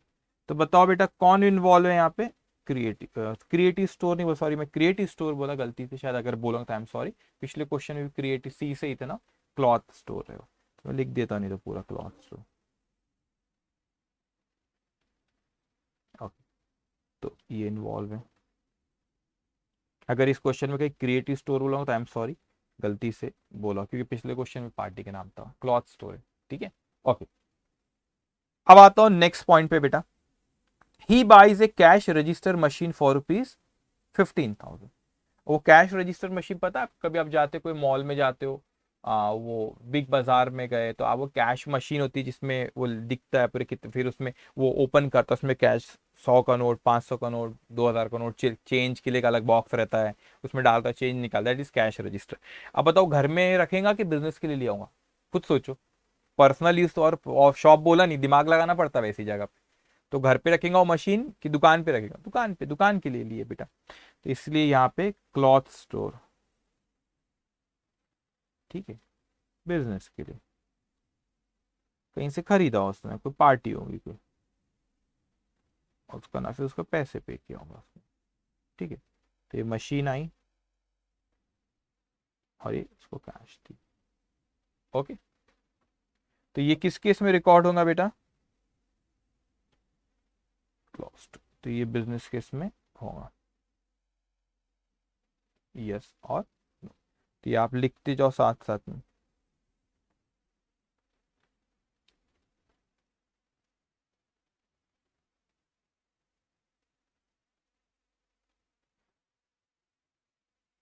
Okay done. अब आते हैं अपन नेक्स्ट पॉइंट पे बेटा, क्या कह रहा है हमको नेक्स्ट पॉइंट। अब कहता है कि ही परचेज डोमेस्टिक यूटेंसिल, बर्तन ये सब utensil for piece 200 for which he gives cloth from the shop. दुकान से कपड़े दे दिया उसने भाई, घर के लिए सामान लाया और दुकान का सामान उठाकर वो कपड़े दे दिया उसे। देखो क्या हुआ यहाँ पे बेटा, ये क्या हुआ कि ये आपकी क्लॉथ स्टोर, ये दुकान है आपकी, वहां से गुड्स दिए गए कोई पार्टी को, कोई पार्टी होंगी उसको दिए गए गुड्स, कपड़े दिए गए, उसको बोले भाई पैसे दो, तो उसने क्या किया, एक मिनट, हाँ उसने क्या किया, उसने हमको 200 रुपए के यूटेंसिल्स दे दिया, मगर किसको दिया, मनोज को बेटा, मनोज को दे दिया। तो ये दुकान से कपड़े गए, उसका बेनिफिट मनोज को, जो इसको दिया हमने उसने मनोज को यूटेंसिल दिया। इसमें दोनों पार्टी इन्वॉल्व है, तो ये किस में आएगा, दोनों केस में यस बेटा। Personal expenses paid by giving goods from shop, personal expense पे करेगा दुकान में से गुड्स देके, ठीक है ओके। अब आते हैं अपन नेक्स्ट पॉइंट पे बेटा अपना, कहता है हमसे he takes cloth ₹25 for use at home. अब क्लॉथ लिया उसने 25 रुपए के घर में यूज करने के लिए, तो कहां से लिया होगा, कॉमन सेंस लगाओ, कपड़ों का ही बिजनेस है तो दुकान से लिया हुआ, ऐसा कह रहा है आपसे बेटा, ठीक है। तो यहां पे मैं कहता हूं, अब ये क्लॉथ स्टोर है, उसने क्या किया बेटा, कपड़े दिए मनोज को, मनोज जो है मनोज को दिए, गुड्स दिए, लेकिन मनोज उसके बदले, मनोज से हमको कुछ लेना है, लेकिन मनोज ने ऑलरेडी पैसा इन्वेस्ट करके रखा है बिजनेस में बेटा। तो अपन किस में एडजस्ट करते, shop will adjust in Manoj capital account, Manoj capital account, जो शॉप मेंटेन करता है मनोज का जो हिसाब किताब, उसको कैपिटल अकाउंट कहते हैं। मनोज उसके लिए एक पार्टी है ना, क्योंकि डिस्टिंक्ट है, दोनों दोनों अलग अलग है बेटा, तो मनोज एक पार्टी है। तो इसमें देखो कौन कौन इन्वॉल्व है, क्लॉथ स्टोर भी, और कौन है बेटा, मनोज, तो दोनों इसमें इन्वॉल्व है, तो दोनों के इसमें क्या आएगा बेटा, यस यस ओके। तो देखो दूसरा क्वेश्चन जल्दी हो रहा है, पहले में टाइम लगा क्योंकि अंडरस्टैंडिंग धीरे धीरे धीरे बनती है, और एक बार बनी तो फिर स्पीड बढ़ती है बेटा, ओके। अब आते हैं अपन नेक्स्ट पॉइंट, साथ साथ में लिख रहे हो ना आप लोग, स्पीड हो ना, लिखते जाना पड़ेगा आपको बेटा साथ में, ठीक। अब उसके बाद अपन नेक्स्ट पे आते हैं बेटा, he pays salary to his domestic servant ₹50 from private funds. अब देखो इसमें क्या हुआ बेटा, ही पेज मतलब यहां पे मनोज तो था, उसने पे करा कोई सर्वेंट को, उस सर्वेंट को एक पार्टी है बेटा, उसको पे करा, और सर्वेंट ने बेनिफिट भी मनोज को ही दिया बेटा, मनोज के लिए काम किया, डोमेस्टिक, ठीक है। तो डोमेस्टिक था, प्राइवेट फंड में से ही दिया, और डोमेस्टिक, घर का खर्चा घर से, तो इसमें दुकान का कोई इन्वॉल्वमेंट नहीं है बेटा, तो ये बिजनेस केस में नहीं आएंगी और मनोज केस में आएगा बेटा, ओके। पिछले इसमें भी ऐसे आए थे। He takes a loan of ₹10,000 from a friend for the marriage of his daughter. अब क्या किया बेटा उसने, मनोज ने पैसा लिया, अब वो लोन हो सकता है बैंक से, मतलब चेक से दिया तो बैंक से, हम मानते कैश में लिया, अपने फ्रेंड से लिया। अब ये लाइबल टू रीपे है ना, लाइबल टू रीपे, लोन लिया अपनी बेटी की शादी के लिए, is liable to repay, liable to repay कौन बेटा, मनोज। तो इसमें भी बेटा बिजनेस इन्वॉल्व नहीं, मनोज की बुक्स में, सिंपल ओके। तो हमने आज क्या देखे, हमने सिर्फ इतना देखे बेटा कि इसमें किसकी बुक्स में रिकॉर्ड होना चाहिए, बिजनेस की क्या पर्सनल। तो आपने एंटिटी, एंटिटी में क्या हमने सीखे बेटा, बिजनेस की आइडेंटिटी अलग, ओनर की आइडेंटिटी अलग होती है।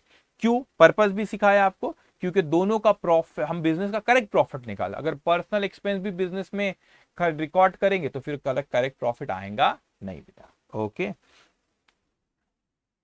तो आज हमने सिर्फ ये वाला पार्ट, बिजनेस एंटिटी कंसेप्ट सिखाया बेटा, और उसके ऊपर कुछ ट्रांजेक्शन और कुछ क्वेश्चंस कराए, धीरे धीरे हम बढ़ते जाएंगे। तो आज के लिए इतना भी, इनिशियली आपको होमवर्क नहीं, 1-2 दिन होने दो, फिर आपको होमवर्क भी मिलेगा। So take care, bye bye.